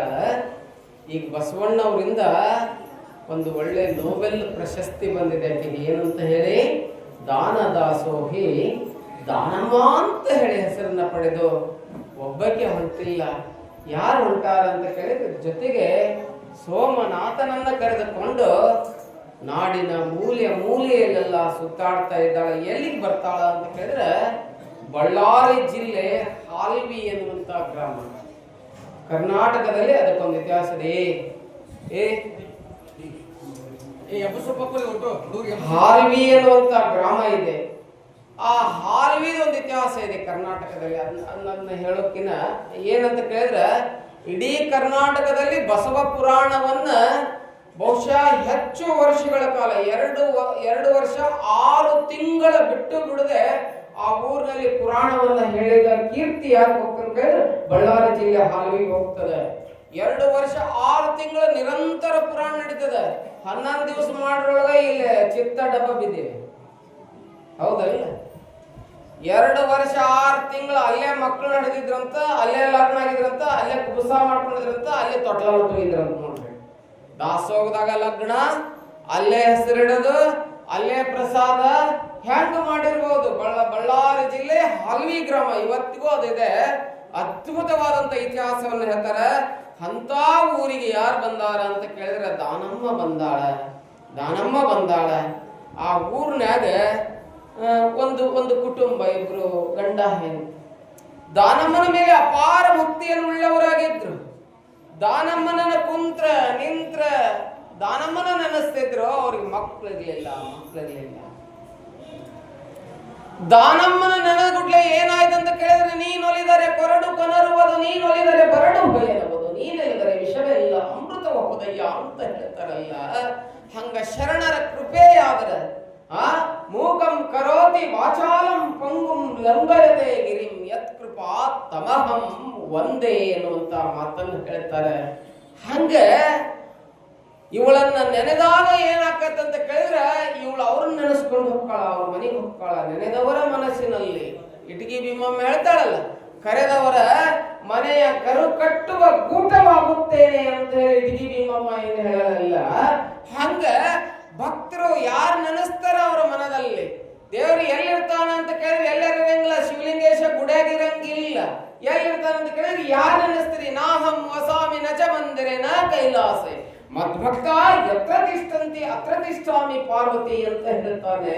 ಹಂಗ ನೆನೆದವರ ಮನಸ್ಸಿನಲ್ಲಿ ಅನ್ನಂಗೆ ಎಲ್ಲಿರ್ತಾಳ ಅಂತ ಕೇಳಿದ್ರೆ ಅವ್ರ ಮನ್ಯಾಗ ಇರ್ತಾಳ, ನೆನೆಸ್ತಾಳ. ನೆನೆಸಿದಾಗ ಅವ್ರಿಗೆ ಆಶೀರ್ವಾದವನ್ನ ಮಾಡಿ, ಬಹಳ ಬಡತನ ಇರ್ತತಿ, ನಿಮ್ ಮನೆಗೆ ಸಂಪತ್ತು ಬರಲಿ, ಆ ಸಂಪತ್ತನ್ನು ಅನುಭವಿಸ್ಲಿಕ್ಕೆ ಮಗ ಬರ್ಲಿ ಅಂತೇಳಿ ಆಶೀರ್ವಾದ ಮಾಡ್ತಾಳ. ಆ ಮನ್ಯಾಗ ಮುಂದೆ ಭಯಂಕರ ಸಂಪತ್ತು ಬರ್ತದೆ. ಆ ದಾನಮ್ಮ ತಾಯಿಯ ಆಶೀರ್ವಾದದಿಂದ ಆ ಮನೆಯೊಳಗಡೆ ಒಂದು ಸುಂದರವಾದಂತಹ ಮಗು ಹುಟ್ಟುತ್ತದೆ. ಬರ್ಲಿ, ಎಲ್ಲಾ ಬರ್ಲಿ, ಜೀವನದಾಗ ಸಂಪತ್ತು ಬರ್ಲಿ, ಕೀರ್ತಿ ಬರ್ಲಿ, ಆಸ್ತಿ ಬರ್ಲಿ, ಪ್ರಶಸ್ತಿ ಬರ್ಲಿ, ಪದವಿ ಬರ್ಲಿ, ಎಲ್ಲ ಬರಲಿ ಜೀವನದಾಗ. ಹೇಳ್ತಾರಲ್ಲ, ಬ್ರಹ್ಮ ಪದವಿಯನೊಲ್ಲೆ, ವಿಷ್ಣು ಪದವಿಯನೊಲ್ಲೆ, ರುದ್ರ ಪದವಿಯನೊಲ್ಲೆ, ನಾನು ಮತ್ತಾವ ಪದವಿಯನೊಲ್ಲೆಯ ನಿಮ್ಮ ಶರಣರ ಪಾದವನರಿದಿಪ್ಪ ಮಹಾಪದವಿಯನ್ನೇ ಕರುಣಿಸು ಕೂಡಲ ಸಂಗಮ ದೇವ ಅಂತಂದ್ರು. ಅದಕ್ಕೆ ಸಿದ್ದೇಶ್ವರ ಸ್ವಾಮಿಗಳಿಗೆ ಪದ್ಮಶ್ರೀ ಪ್ರಶಸ್ತಿ ಬಂದಾಗ ಸ್ವೀಕಾರ ಅದು ಬೇಡ, ನನಗ ನೀವ ಇಟ್ಟುಕೊಡ್ರಿ ಅಂತ ಹೇಳಿದ್ರು. ಇದಕ್ಕ ಬ್ರಹ್ಮ ಪದವಿಯನೊಲ್ಲೆ, ವಿಷ್ಣು ಪದವಿಯಿಂದ ದೊಡ್ಡವ ಮಾಡೋದು ಮನುಷ್ಯ, ಘನತೆಯಿಂದ ದೊಡ್ಡವಾಗಬೇಕು. ದೊಡ್ಡ ಕುರ್ಚಿಯ ಮೇಲೆ ಕುಂತ ದೊಡ್ಡವರಂತಾರ ಅಂತಂದ್ರೆ ದೊಡ್ಡತನ ಅಲ್ಲದು. ಎದರಿಂದ ದೊಡ್ಡತನ ಅಂತ ಕೇಳಿದ್ರೆ ನಡತೆಯಿಂದ, ಇರುವಿಕೆಯಿಂದ ದೊಡ್ಡತನ ಆಗ್ಬೇಕು ಅನ್ನುವಂಥದ್ದನ್ನು ಹೇಳ್ತಾರೆ. ಆ ಮನೆಯೊಳಗೆ ಎಲ್ಲಾ ಕೊಟ್ಲೆ ಮಗ ಬಂದ, ಎಲ್ಲಾ ಬಂತು. ಆಕೆ ಏನಿದ್ದಲ್ಲ ಮನ್ಯಾಗ, ಯಾರು ಮಗನ ಹಿಡ್ದಾಕಿ ಸೊಕ್ಕ ಬಂತು ನೋಡಿ, ಸೊಕ್ಕ ಬಂತು. ಬಂಗಾರ ಬಳಿ ಇಟ್ಟು ಬಡವರನ ಬೈಬ್ಯಾಡ, ಬಂಗಾರ ನಿನಗ ಸ್ಥಿರವಲ್ಲ, ಬಂಗಾರ ನಿನಗ ಸ್ಥಿರವಲ್ಲ ಎಲೆ ನಾರಿ, ಮಧ್ಯಾಹ್ನದ ಬಿಸಿಲು ತಡವಲ್ಲ. ಹೇಳಂಗಿಲ್ಲ. ಅದಕ್ಕೆ ಲಕ್ಷ್ಮೀನ ಎದುರಾಗ ನಿಲ್ಲಿಸ್ಯಾರ, ಬರೋದ್ರ ಸರ್. ಕಮಲ್ದಾಗಲ್ಲ, ಕಮಲ್ ಎದುರಾಗೈತಿ, ಎದುರಾಗೈತಿ ಕಮಲ, ನೀರಾಗೈತಿ. ಅದಕ್ಕೆ ನೋಟಕ್ಕೆ ಶಾಶ್ವತ ಅಲ್ಲ. ಲಕ್ಷ್ಮಿ ಬಹಳ ಚಂಚಲೆ, ಎಲ್ಲಿ ಪುಣ್ಯ ಇರ್ತೈತಿ ಅಲ್ಲೇ ಇರ್ತಾಳಕ್ಕಿ. ಸ್ವಲ್ಪ ಹಂಗ ಹಿಂಗ ಆಯ್ತಂದ್ರೆ ಅಕ್ಕಿ ಹೋಗ್ಬಿಡ್ತಾಳಂತ ಮನೆ ಬಿಟ್ಟು. ಅದಕ್ಕೆ ಪುಣ್ಯ ಇದ್ರ ಮಾತ್ರ ನಿಂತಾಳಂತ ಲಕ್ಷ್ಮಿ ಮನೆಯೊಳಗೆ. ಸರಸ್ವತಿ ಹಂಗಲ್ಲ, ಒಮ್ಮೆ ಗಳಿಸಿರ ತಲೆಯಾಗ ಉಳಿದ್ ಬಿಡ್ತಾಳಂತ. ಲಕ್ಷ್ಮಿ ಹಂಗಲ್ಲ, ಹೋಗೇ ಬಿಡ್ತಾಳಂತ. ಏನ್ರ ಅಲ್ಲಿ ನಡೀತಲ್ಲ, ಪುಣ್ಯ ಮುಗೀತಲ್ಲ, ಲಕ್ಷ್ಮಿ ಮನೆ ಬಿಟ್ಟು ಹೋಗ್ಬಿಡ್ತಾಳಂತ, ಮನೆ ಬಿಟ್ಟು ಹೋಗ್ಬಿಡ್ತಾಳಂತ. ಹಂಗ ಆ ಮನ್ಯಾಗ ಶ್ರೀಮಂತಿಕೆ ಬಂತು, ಮಗ ಬಂತು. ಮುಂದೆ ಸ್ವಲ್ಪ ದಿನದಾಗ ಈಗ ಸ್ವಕ್ ಬಂತು. ಸ್ವಕ್ ಬಂದು ಹುಟ್ಲೆ ಏನು ಮಾಡಿಬಿಟ್ಟ ಪರಮಾತ್ಮ ಅಂತ ಕೇಳಿದ್ರೆ ಈಕೆ ಕುಂಕುಮಾನ ಅಳಿಕಿಸ್ಬಿಟ್ನಂತ. ಅರ್ಥ ಆಗಿರ್ಬೇಕ ಹಿಂಗಂದ್ರೆ.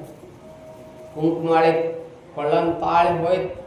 ಏನಾದ್ಲಕ್ಕಿ ರಾಮನಿಲ್ಲದ ಅಯೋಧ್ಯೆ ಅಂತ ಆದ್ಲು. ಗಂಡ ಸತ್ತು ಹೋಗ್ಬಿಟ್ಟ. ಗಂಡ ಸತ್ತು ಹೋದಾಗ ಸಂಪತ್ತಿತ್ತು, ಇನ್ನೂ ಸ್ವಕ್ ಇಳಿದಿರಲಿಲ್ಲ. ಏನ್ ಕೆಟ್ಟ ಕೆಲಸ ಮಾಡಿದ್ಲ ಅಂತ ಕೇಳಿದ್ರೆ, ಗಂಡ ಹೋದ್ಬಿಟ್ಟು ಯಾವ ದಾನಮ್ಮನ ಮರೆತಿದ್ಲಲ್ಲ, ದಾನಮ್ಮನ ಮರೆತು ಪರಪುರುಷನೊಂದಿಗೆ ಸಂಘವನ್ನ ಮಾಡಿದ್ಲು. ಇನ್ನೂ ಕಟ್ತು ಬಸಿನೇಕಿದು. ಕಟ್ಟಾಗ ಆ ಪರಪುರುಷನ ಸಂಘದೊಂದಿಗೆ ಮಾಡ್ಬೇಕಾರಲ್ಲಿ ಅಡ್ಡ ಮಗ ಬರ್ತಾನ ಬಾ ಅಂತ ಹೇಳಿ ಏನ್ ಮಾಡಿದ್ಲು ಅಂತ ಕೇಳಿದ್ರೆ ಆ ಮಗನನ್ನ ಕೊಲ್ಲಬೇಕಂತ ವಿಚಾರ ಮಾಡಿ ಅವನಿಗೆ ವಿಷ ಹಾಕಿ ಒಂದು ರೂಮ್ನಾಗ ಇಟ್ಟು ಬಿಡ್ತಾರೆ. ಅವ ಮಗ ಹೆಂಗಿರ್ತಾನಂತ ಕೇಳಿದ್ರೆ ದಾನಮ್ಮನನ್ನ ಹೃದಯದಲ್ಲಿ ತುಂಬಿಕೊಂಡು ಬಿಟ್ಟಿರ್ತಾನೆ, ಕಣ್ಣಲ್ಲಿ, ಕಿವಿಯಲ್ಲಿ. ಅವನ ಕೂದಲ ಅನುರೇಣು ತೃಣಕಾಷ್ಟಗಳಲ್ಲಿ ಯಾರು ತುಂಬಿರ್ತಾರೆ ಅಂತ ಕೇಳಿದ್ರೆ ದಾನಮ್ಮನೇ ತುಂಬಿರ್ತಾಳೆ. ಹೀಗೆ ತುಂಬಿಕೊಂಡಿರುವಂತಹ ಸಂದರ್ಭದಲ್ಲಿ ಅವನನ್ನ ಏನು ಕೊಲ್ಲಾಕ ಒಳಗೆ ರೂಮ್ನಾಗ ವಿಷ ಕೊಟ್ಟು ಒಳಗೆ ಹಾಕಿರ್ತಾಳ, ಹಾಲ್ನಾಗ ವಿಷ ಕೊಟ್ಟು.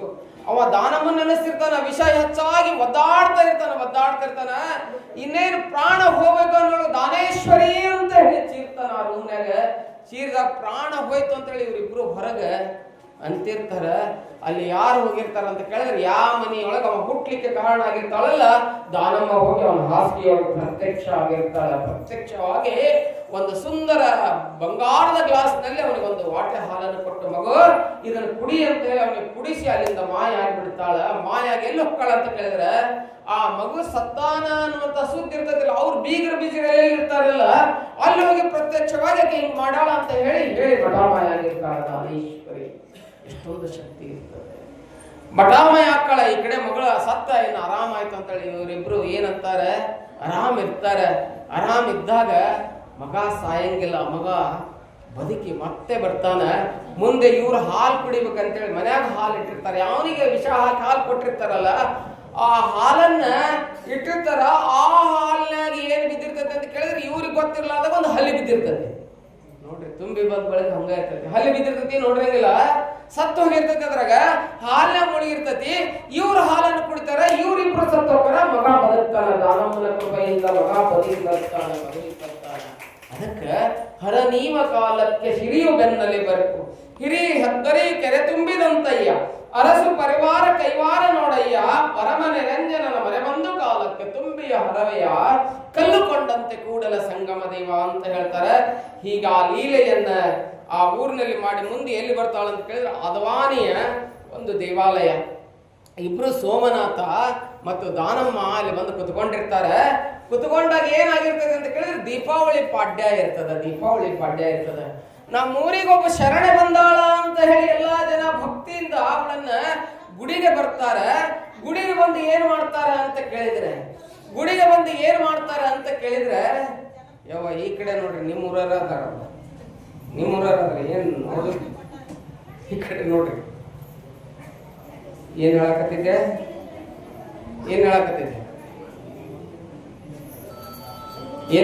ಹೇಳ್ರಿ ನೋಡೋಣ. ಭೂಲ್ಗಯ್ಯ ಅಲ್ಲ, ನನ್ನ ಕಡೆ ಇಲ್ಲ ಅನಿಸ್ತೈತಿ. ನೀವು ಇರ್ಲಿ, ಕಾಯರಿಗೆ ಬಿಟ್ರು ಕಟ್ಟರಿಗೆ ಬಿಡ. ನೀವು ಗೌಡ್ರು ಎಷ್ಟು ಆಕಳ ಸಾಕಿದ್ರು ಅವ ಕಾಯ ಹೊಡೆದು ಹೋಗ್ಬಿಡ್ತು. ನಾವು ತಿನ್ನೋದು ಬಣವಿನ ತಾನ ಕಟ್ಬೇಕು. ಗೌಡ ಬಣವಿ ಇದಾಗ್ಬಾರ್ದ್ರೆ ಗೌಡ ದನ ಕಟ್ಕೋಬೇಕಾಗ್ತದೆ. ಹಂಗೆ ನಂದೇ ಕರ್ತವ್ಯ ಇರ್ತದೆ. ಆದವಾನಿಯಿಂದ ಎಲ್ಲಿಗೆ ಬರ್ತಾರ ಅಂತ ಕೇಳಿದ್ರೆ ಆದವಾನಿಗೆ ಬರ್ತಾರೆ. ಆದವಾನಿ ಒಂದು ಗುಡಿಯೊಳಗೆ ಕುತ್ಕೊಂಡಿರ್ತಾರೆ. ಇಬ್ರು ಗಂಡ ಹೆಂಡತಿ ಗುಡಿಯೊಳಗೆ ಕುತ್ಕೊಂಡಾಗ ದೀಪಾವಳಿ ಪಾಡ್ಯ ಇರ್ತದೆ. ಇವ್ರು ನೋಡಿದ್ರೆ ಅವ್ರು ಎಲ್ಲಿ ಕುಂತಿರ್ತಾರ ಅಲ್ಲಿ ಬೆಳಕು ಬಿದ್ದಿರ್ತದೆ.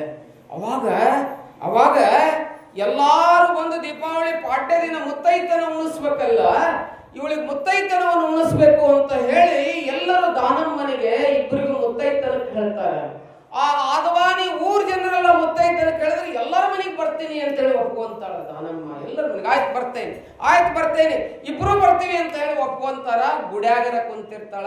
ಎಲ್ಲರೂ ಪಾಡ್ಯ ಪೂಜೆ ಮಾಡಿ ಮುತ್ತೈತನವನ್ನು ಉಣಿಸ್ಬೇಕು, ನಮ್ಮ ಮನೆಗೆ ದಾನಮ್ಮ ಬರ್ತಾಳ ಅಂತ ಹೇಳಿ ಗದ್ದಿಗೆ 2 ಹಾಕ್ರಿ ಅಂತ ಹೇಳಿರ್ತಾಳೆ.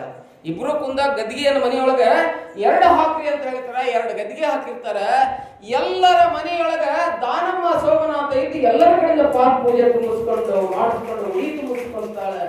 ಅಂತ ಒಂದು ಪವಾಡವನ್ನ ಆ ಆದವಾನಿಯೊಳಗ ಮಾಡಿ ಇನ್ನೂ ಬಹಳ ಲೀಲೆಯನ್ನ ಇನ್ನೊಂದಿಷ್ಟದಾವು.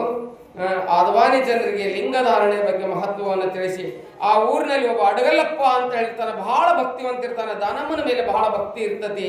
ಅವನನ್ನ ಕರ್ಕೊಂಡು ಬಾ ನೀನು ಅಂತೇಳಿ ಅವನಿಗೆ ಲಿಂಗವನ್ನ ಕಟ್ಟಿ ಅವನಿಗೆ ಏನ್ ಮಾಡ್ತಾಳ ಅಂತ ಕೇಳಿದ್ರೆ ಧರ್ಮ ಪ್ರಚಾರಕ್ಕೆ ಕರ್ಕೊಂಡು ಹೋಗ್ತಾಳ. ಅದೇ ರೀತಿ ಆಲಂಪುರಕ್ಕೆ ಬರ್ತಾಳ. ಅಲ್ಲಿ ಮಲಪ್ರಭಾ ನದಿ ಹರಿತಾ ಇರ್ತದೆ. ಆ ನದಿ ದಂಡಿ ಮೇಲೆ ಒಂದು ದೇವಾಲಯ ಇರ್ತದೆ. ಹೆಂಗ್ ಶಿವಲಿಂಗೇಶ್ವರ ದೇವಾಲಯ ಇತ್ತಲ್ಲ ಆ ರೀತಿ ದೇವಾಲಯ ಇರ್ತದೆ. ಆ ದೇವಾಲಯ ಇದ್ದಾಗ ಅದರೊಳಗೆ ಲಿಂಗ ಇರ್ತದೆ. ಅದು ಶಿವ ದೇವಾಲಯ. ಅಲ್ಲಿ ಊರಿನಲ್ಲಿ ಬ್ರಾಹ್ಮಣರು ಇರ್ತಾರೆ. ಅವ್ರು ಏನ್ ಮಾಡ್ತಾರೆ ಅಂತ ಕೇಳಿದ್ರೆ ಆ ಲಿಂಗವನ್ನು ತೆಗೆದು ಒಕ್ಕೊಟ್ಟು ಅಲ್ಲಿ ಯಾರನ್ನು ಕುಂದಿರ್ಸಿರ್ತಾರೆ ಅಂತ ಕೇಳಿದ್ರೆ ಅಲ್ಲೇ ವಿಷ್ಣು ಮೂರ್ತಿಯನ್ನು ಕುಂದಿರ್ಸಿರ್ತಾರ. ಅಲ್ಲಿ ಒಬ್ಬ ವೀರನಾಚಯ್ಯ ಅಂತ ಶರಣಿರ್ತಾನ. ಆ ಲಿಂಗವನ್ನ ದಿನಂಪ್ರತಿ ಪೂಜೆಯನ್ನ ಮಾಡಿಯೇ ಪ್ರಸಾದ ಮಾಡ್ತಿರ್ತಾನ. ಲಿಂಗದ ಮೇಲೆ ಭಕ್ತಿ ಇರ್ತದೆ. ಅವನಿಗೆ ಬಹಳ ನೋವಾಗ್ತದೆ. ನಾನು ಪೂಜಿಸುವಂತ ಲಿಂಗವನ್ನು ತೆಗೆದು ಹೋಗುದ್ರಲ್ಲ ಇವರು ಬ್ರಾಹ್ಮಣರು ಅಂತ ಹೇಳಿ ಬಹಳ ನೋವಾಗ್ತದೆ. ಆ ಲಿಂಗದ ಧ್ಯಾನವನ್ನ ಮಾಡ್ತಾ ಮಕ್ಕೊಂಡಾಗ ಆ ಲಿಂಗದಲ್ಲಿ ಕನಸಿನಾಗ ಯಾರು ಬರ್ತಾರ ಅಂತ ಕೇಳಿದ್ರೆ ಶಿವನೇ ಪ್ರತ್ಯಕ್ಷವಾಗಿ ಬರ್ತಾನ. ಇಲ್ಲ ನೀ ಚಿಂತೆ ಮಾಡ್ಬೇಡ, ಇಲ್ಲೇ ನಿನ್ನ ಪಕ್ಕದಲ್ಲಿ ಆದವಾನಿಯೊಳಗ ಯಾರ್ದಾರ ಪಾರ್ವತಿ ಸ್ವರೂಪವಾದಂತ ದಾನಮದಳಾಕಿ ಗೋಳಾಕಿ ಎಲ್ಲ ಬಗೆಹರಿಸಿಕೊಡ್ತಾಳ ಅಂತೇಳಿ ಶಿವಾಟ ಕನಸಿನಾಗ ಇವ ತಗೊಂತ ದುಃಖವನ್ನ ಮಾಡ್ಕೊಂತ ಎಲ್ಲಿ ಬರ್ತಾನ ಅಂತ ಕೇಳಿದ್ರೆ ಆದವಾನಿಗೆ ಬರ್ತಾನ.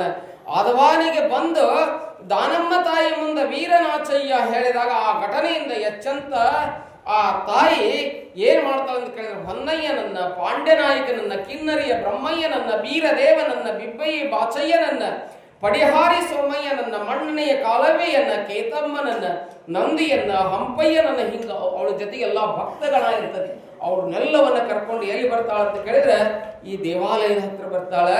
ದಾರ್ಯಾಗ ನಡ್ಕೊಂತ ಬರೋ ಹೊತ್ನ್ಯಾಗ ಕೇಳ್ರಿ ಇದು ಒಂದು ಘಟನೆ ಹೆಂಗೈತಿ. ದಾರ್ಯಾಗ ಬರೋ ಹೊತ್ನ್ಯಾಗ ಈಕಿಗೆ ಸ್ನಾನ ಪೂಜೆ ಮಾಡ್ಬೇಕನ್ನಿಸ್ತದ. ಲಿಂಗಮ್ಮನೆ ಸ್ನಾನ ಮಾಡ್ಕೊಂತ ಕುಂತಿರ್ತಾಳ. ಈಗ ಸ್ವಾಮಿಗಳು ಪೂಜ್ಯರಿಗೆ ಗೊತ್ತಿರ್ತದೆ, ನಾವೆಲ್ಲ ಪೂಜೆ ಮಾಡೋ ಮುಂದೆ ನಮ್ಗೊಂದು ಕ್ರಿಯಾಗಟ್ಟಿ ಅಂತ ಸಪ್ರೇಟ್ ಇರ್ತೈತಿ. ನಾವು ಪೂಜೆ ಮಾಡೋ ಹೊತ್ನ್ಯಾಗ ಮಾತ್ರ ಅದನ್ನ ಮುಟ್ಟಿ ಬಳಸ್ತೀವಿ. ಉಳಿದ ಟೈಮ್ ಅದನ್ನ ಮುಟ್ಟೋದಿಲ್ಲ. ಹಾಗೆ ಹೆಂಗ್ ಬೇಕಾದಂಗೆ ಮುಟ್ಟಾಕ್ ಬರಂಗಿಲ್ಲ. ಇಲ್ಲಿ ನಿಮ್ಮೂರಾಗ ನಮ್ಮ ಹುಗಾರ್ ಮನೆ ಇದೆ ಅಲ್ಲ, ಬಸಲಿಂಗಪ್ಪ ಹುಗಾರ್ ಇದ್ರಲ್ಲ, ಅವಾಗ ಪುಟ್ಟಯ್ಯಜಾರ್ ಬಂದಿದ್ರಂತ ಅವ್ರ ಮನೆಗೆ. ಬಂದಾಗ ಆ ಪುಟ್ಟಯ್ಯಜಾರ್ ಗಾಡಿ ಒಳಗೆ ತೂತು ಹೊಡೆದು ಅಲ್ಲೊಂದು ಕ್ರಿಯಾಗಟ್ಟಿ ಇಟ್ಟಾರೆ. ಅದನ್ನ ಯಾರು ಮುಟ್ಟಂಗಿಲ್ಲ, ಅದು ಒಳಗೆ ಇದೆ, ಗಾಡಿ ಒಳಗೆ ಸಾಫ್ ಮಾಡಿಬಿಟ್ಟಾರೆ. ಮತ್ತೊಮ್ಮೆ ನಾ ಪೂಜೆಗೆ ಬಂದಂದ್ರೆ ಇದ ಕ್ರಿಯಾಗಟ್ಟಿ ತಗೊಂಡ ಮತ್ತೊಂದು ಬೇರೆ ಭಸ್ಮವನ್ನು ಬಳಸಂಗಿಲ್ಲ. ಅಷ್ಟು ಕ್ರಿಯಾ ಶುದ್ಧಿಯನ್ನು ಮಾಡಿ ಅದ್ರೊಳಗೆ ಇಟ್ಟಿರ್ತಾರ. ಅದ್ರೊಳಗೆ ಒಂದು ದೊಡ್ಡ ಶಕ್ತಿ ಇರ್ತೈತಿ ಆ ಕ್ರಿಯಾ ಭಸ್ಮದಲ್ಲಿ. ಆ ಗಟ್ಟಿಯನ್ನ ಇಟ್ಕೊಂಡು ಪೂಜೆ ಮಾಡ್ತಿರ್ತಾಳ. ಒಬ್ಬ ಬ್ರಾಹ್ಮಣ ಬಂದು ಅದನ್ನು ಮುಟ್ಟಿ ಬಿಡ್ತಾನೆ. ಮುಟ್ಟಿದಾಗ ದಾನಮ್ಮನಿಗೆ ಸಿಟ್ಟು ಬಂದ್ಬಿಡ್ತದೆ. ಸಿಟ್ಟು ಬಂದು ನೀ ನಾಯಾಗಿ ಹುಟ್ಟು ಅಂತ ಶಾಪ ಕೊಟ್ಟು ಬಿಡ್ತಾಳ. ಬಹಳ ಶಾಪ ಕೊಟ್ಟಿಲ್ಲಕ್ಕೆ ಅವನಿಗೆ ಭಸ್ಮವನ್ನು ಮುಟ್ಟಿದ್ದಕ್ಕೆ ಶಾಪ ಕೊಟ್ಟಾಗ ಅವ ನಾಯಿಯಾಗಿ ಹುಟ್ಟುಕಿನ ಪೂರ್ವದಲ್ಲಿ ದಾನಮ್ಮನ ಪಾದದಲ್ಲಿ ನಮಸ್ಕಾರ ಮಾಡಿ, ಅವ್ವ ನನಗೆ ಶಾಪ ಕೊಟ್ಟಿ, ನೀನು ಭಸ್ಮ ಮುಟ್ಟಿದಕ್ಕೆ ಶಾಪ ಕೊಟ್ಟಿ, ನನ್ನ ಶಾಪದ ಪರಿಹಾರ ಎಂದು ಅಂತ ಕೇಳಿದಾಗ ಹೇಳ್ತಾನೆ, ನೀ ಮುಂದೆ ಇಂಡಿ ತಾಲೂಕಿನಲ್ಲಿ ಹಾವಿನಹೊಳ ಕಲ್ಲಯ್ಯನವ್ರು ಅದಾರ, ಅವರು ಬ್ರಾಹ್ಮಣರಿಗೆ ಅವ್ರಿಗೆ ವಾದ ಆಗ್ತದೆ, ನಾಯಿ ಬಾಯಿ ಒಳಗಿಂದ ವೇದ ಓದಿಸಕ್ ಬರ್ತತಿ, ಆ ವೇದವನ್ನು ಓದಿದ ಬಳಿಕ ನಿನ್ನ ನಾಯಿ ಜನ್ಮ ಹೋಗ್ತತಿ ಅಂತ ಕೇಳಿ ಹೇಳ್ತಾಳ. ಹೇಳಿದಾಗ ಮುಂದೆ ಆ ಬ್ರಾಹ್ಮಣ ಹಾವಿನಹಾಳ ಕಲ್ಲಯ್ಯನವ್ರ ಹತ್ರ ಇವತ್ತಿಗೂ ನೀವಲ್ಲಿ ನೋಡ್ರಿ ನಾಯಿ ಇದೆ, ನಾಯಿಯಾಗಿ ಹುಟ್ಟತಾನೆ. ಕಲ್ಲಯ್ಯನವರಿಗೆ ಆ ಊರಿನ ಬ್ರಾಹ್ಮಣರಿಗೆ ವಾದ ಆದಾಗ ನೀ ಏನು ಓದೋದು ದೊಡ್ಡದ, ನನ್ನ ನಾಯಿ ಕಡೆಯಿಂದ ವೇದ ಓದಿಸ್ತೀನಿ. ಹೆಂಗ ಜ್ಞಾನೇಶ್ವರರು ಕ್ವಾಣನ ಕಡೆಯಿಂದ ವೇದ ಓದಿಸಿದ್ರು, ಕ್ವಾಣ ವೇದ ಹೊತ್ತು ಜ್ಞಾನೇಶ್ವರರ ಬಾಯಿ ಹೇಳಿದಾಗ ಹಂಗ ಹಾವಿನಾಳ ಕಲ್ಲಯ್ಯನವರು ಯಾರ ಕಡೆಯಿಂದ ವೇದ ಓದಿಸಿದ್ರು ಅಂತ ಕೇಳಿದ್ರೆ ಅವ್ರ ಹತ್ರ ಇರ್ತಕ್ಕಂಥ ನಾಯಿ ಕಡೆಯಿಂದ ವೇದ ಓದಿಸ್ತಾರೆ. ಯಾವಾಗ ನಾಯಿ ಕಡೆಯಿಂದ ವೇದವನ್ನು ಓದಿಸಿ ಓಂ ಶ್ರೀ ಗುರು ಬಸವಲಿಂಗಾಯ ಅಂದಾಗ ಅದರ ಜನ್ಮ ಹೋಗಿ ಏನಾಗ್ತದೆ ಅಂತ ಕೇಳಿದ್ರೆ ಮತ್ತೆ ಆ ಮರುಜನ್ಮ ಬರ್ತದೆ ಅನ್ನುವಂಥದ್ದು ಬರ್ತದೆ. ಹಂಗ ಆಲಂಪುರದಾಗ ಬಂದು ಆ ದೇವಾಲಯದಲ್ಲಿ ಇರ್ತಕ್ಕಂಥ ಆ ವಿಷ್ಣು ಮೂರ್ತಿಯನ್ನು ತೆಗೆದು ಘಟಪ್ರಭಾ ಅದು ಯಾವುದು ಗೋದಾವರಿ ನದಿಗೆ ಹಾಕಿ ಆ ನದಿಯೊಳಗಿರ್ತಕ್ಕಂಥ ಲಿಂಗವನ್ನು ತೆಗೆದುಕೊಂಡು ಬಂದು ಮತ್ತೆ ಆ ದೇವಾಲಯದಲ್ಲಿ ಪ್ರತಿಷ್ಠಾಪನೆಯನ್ನ ಮಾಡಿ ಆ ಬಿಬ್ಬಿ ವಾಸರಿಗೆ ಆಶೀರ್ವಾದವನ್ನು ಕೊಡುವಂತಹ ಕೆಲಸವನ್ನ ಯಾರು ಮಾಡ್ತಾಳ ಅಂತ ಕೇಳಿದ್ರೆ ಗಣಾಚಾರವನ್ನ, ಶರಣರು ಹೇಳಿದ ಗಣಾಚಾರವನ್ನ ಇಲ್ಲಿ ಪ್ರತಿಪಾದನೆ ಮಾಡ್ತಾಳ ಅನ್ನುವಂತಹ ಚರಿತ್ರೆ ಬರ್ತದೆ. ಬಹುಶಃ ನಾಳೆ ಲಾಸ್ಟ್ ದಿವಸ ಇದೆ ಪುರಾಣ ಅನ್ನೋಕಿನ ಜೀವನ ದರ್ಶನವನ್ನು ಮಾಡಿದ್ದೇವೆ. ಪುರಾಣ ಹೇಳೋಕಿನ ಜೀವನ ದರ್ಶನವನ್ನು ಮಾಡಿ ದಾನಮ್ಮ ಏನಿದ್ಲು, ಹೆಂಗ ಬದುಕಿದ್ಲು, ಆಕೆ ವಿಚಾರ ಏನು ಅನ್ನುವಂಥದ್ದನ್ನು ನಾವು ಸುಮಾರು ಇವತ್ತು 10ನೇ ದಿನದ ಪ್ರವಚನ. ನಾಳೆ ಲಾಸ್ಟ್ ಎಷ್ಟು ಗಂಟೆಗಿದೆ ಪ್ರವಚನ? ಬೆಳಿಗ್ಗೆ ಇಲ್ಲೆಲ್ಲ ಏನೇನೋ ಕಾರ್ಯಕ್ರಮಗಳು ನಡೀತಾವೋ ಅದು ನಡೆದ ಬಳಿಕ ನಾವು ಬಹುಶಃ ಮಧ್ಯಾಹ್ನ 1-1:30 ಟೈಮ್ ಆಗ್ಬೋದು ಅಂತ ಹೇಳಿ ಅನಿಸ್ತದೆ ನನಗೆ. ಬಹುಶಃ ನನಗೂ ಬೆಳಿಗ್ಗೆ ಮತ್ತೊಂದು ಕಾರ್ಯಕ್ರಮ ಆಗೋದ್ರಿಂದ ಅದನ್ನು ಮುಗಿಸ್ಕೊಂಡು ನಾನು ಬರ್ತೇನೆ ಇಲ್ಲಿಗೆ. ಬಂದಿಂದ ಮತ್ತೆ ಇನ್ನೊಂದಿಷ್ಟು ಚರಿತ್ರೆ ಇದೆ, ಇನ್ನೊಂದು ಸ್ವಲ್ಪ ಇದೆ. ಅವಳ ಮುಕ್ತಾಯ ಹೆಂಗೆ, ಅವಳ ಲಿಂಗೈಕ್ಯ ಹೆಂಗಾದ್ಲು, ಏನು ಭಾಳ ಅದ್ಭುತ ಇದೆ ಇನ್ನು ಮುಂದೆ. ಅದನ್ನೆಲ್ಲ ಕೇಳೋಣ. ಕೇಳಿ ಪ್ರವಚನಕ್ಕೆ ನಾಳೆ ಮಹಾಮಂಗಲವನ್ನು ಮಾಡುವಂಥ ಕೆಲಸವನ್ನು ನಾವೆಲ್ಲ ಮಾಡೋಣ. ಸುಮಾರು ಒಂದು 10 ದಿನ ಏನೋ ಒಂದು ಅವಕಾಶ ಅಂತಾರಲ್ಲ, ಹೇಳಂಗಿಲ್ಲ, ಹಿತ್ತಲ ಗಿಡ ಮದ್ದಲ್ಲ ಅಂತಾರೆ, ಹೌದಲ್ಲ? ಆದರೂ ನಾನು ಎಲ್ಲ ಕಡೆ ಮಾತಾಡಿರ್ತೀನಿ. ಇಲ್ಲಿಷ್ಟು ಜನ ಸೇರಿ ಪ್ರವಚನ ಕೇಳಿರಲಿಲ್ಲ, ನನಗೆ ಅದು ಭಾಳ ಆನಂದ ಆಗಿದೆ. ಉಳಿದಿದ್ದು ಏನು ಸಮಸ್ಯೆ ಆಗಿಲ್ಲ. ನಾನು ಎಲ್ಲ ಕಡೆ ಪ್ರವಚನ ಮಾಡಿದ್ರೆ ಕೇಳ್ತೀರಿ, ಇನ್ನೂ ಹೊಸದಾಗೆ ಪ್ರವಚನ ಮಾಡ್ತೀನಿ ಅನ್ನೋದಕ್ಕೆ ನೀವೆಲ್ಲ ಕೇಳ್ತೀರಿ. ನಿಮ್ಮನ್ನು ನೋಡಿದಾಗ ಭಾಳ ಹುರುಪಾಗ್ತದೆ ನನಗೆ. ಯಾಕಂತ ಕೇಳಿದ್ರೆ ನಮ್ಮ ಆಲ್ಮೇಲದ ಜನ ಹೆಂಗೆ ಅದಾರ ಅಂತ ಕೇಳಿದ್ರೆ ಒಳ್ಳೆಯದನ್ನು ಭಾಳ ತಲೆ ಮೇಲೆ ಇಟ್ಕೊಂಡು ಕುಣಿಯುವಂಥ ಜನ ನಮ್ಮ ಆಲ್ಮೇಲದಾಗಿದೆ. ಭಾಳ ಖುಷಿ ಆಗ್ತದೆ. ನೀವೆಲ್ಲ ಕೇಳಿದಿರಿ. ಇನ್ನೊಂದಿಷ್ಟು ನಾಳೆ ಬರ್ತದೆ. ಈ ಸಂದರ್ಭದಲ್ಲಿ ಭಾಳ ಜನ ನೀವೆಲ್ಲ ಸಹಾಯ ಸಹಕಾರವನ್ನು ಭಾಳ ಮಾಡಿದ್ರಿ. ಇಲ್ಲೊಂದು ಚೀಟಿ ಕೊಟ್ಟಾರ, ಬಹುಶಃ ಶ್ರೀಮಠಕ್ಕೆ ಭಾಳ ಮಂದಿ ಕೊಟ್ಟಾರೆ, 80,000 ಗಟ್ಟಲೆ ಕೊಟ್ಟಾರ. ಆದರೂ ಚೀಟಿ ಬರೆದು ಕೊಟ್ಟಾರೆ.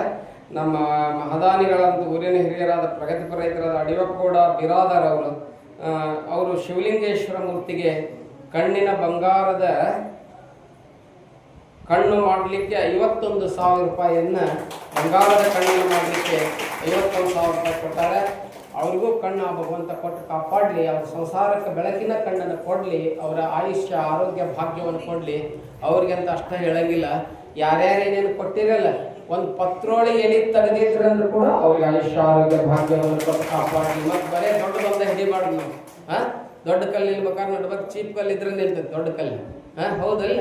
ಹಂಗ ಸೇವೆ ಅವರಿವರೆನ್ನದೆ ಕಸವ ಹೊಡೆದ ಕೈಗಳಿಗೆ ನಮೋ ನಮೋ, ಪ್ರವಚನ ಕೇಳಿದ ಕಿವಿಗಳಿಗೆ ನಮೋ ನಮೋ, ಕರೆಗಡಬು ತಿಂದ ಬಾಯಿಗಳಿಗೆ ನಮೋ ನಮೋ, ಕುಂತಂತ ಎಲ್ಲ ಶರಣೆಯರಿಗೆ ನಮೋ ನಮೋ ಅಂತ ಹೇಳ್ತಾ ನನ್ನ 2 ಮಾತುಗಳನ್ನು ಗುರುವಿನ ಪಾದಕ್ಕೆ ಅರ್ಪಣೆ ಮಾಡ್ತೀನಿ ಎನ್ನುವಂಥ ಮಾತನ್ನು ಈ ಸಂದರ್ಭದಲ್ಲಿ ಹಾರೈಸಿ ಮುಂದೆ ಕಾರ್ಯಕ್ರಮ ನಡೆದಿದೆ.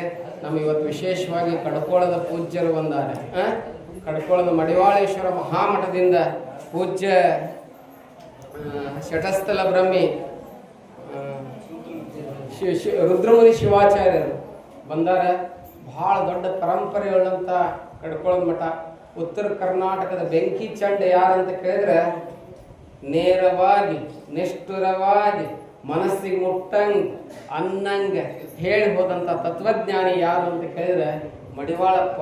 ಬಹುಶಃ ತತ್ವ ಪದಕಾರರ ಪರಂಪರೆಯನ್ನು ನಾವು ಏನಾದರೂ ಹುಡುಕ್ತಾ ಹೊಂಟ್ರೆ ಕರ್ನಾಟಕದಲ್ಲಿ 12ನೇ ಶತಮಾನದಲ್ಲಿ ನೀಲಮ್ಮನವರಿಂದ ತತ್ವಪದ ಪರಂಪರೆ ಚಲವಾಯಿತು.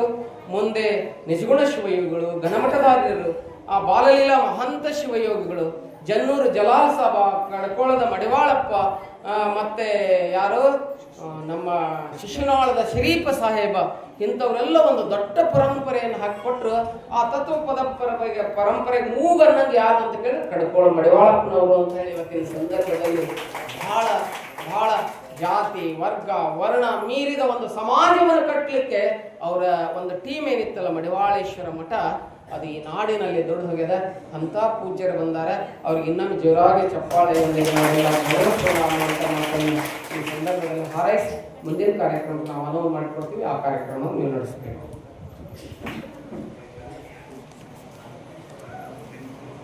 ಜಗದ್ಗುರು ಸಾವಳಗಿ ಶಿವಲಿಂಗ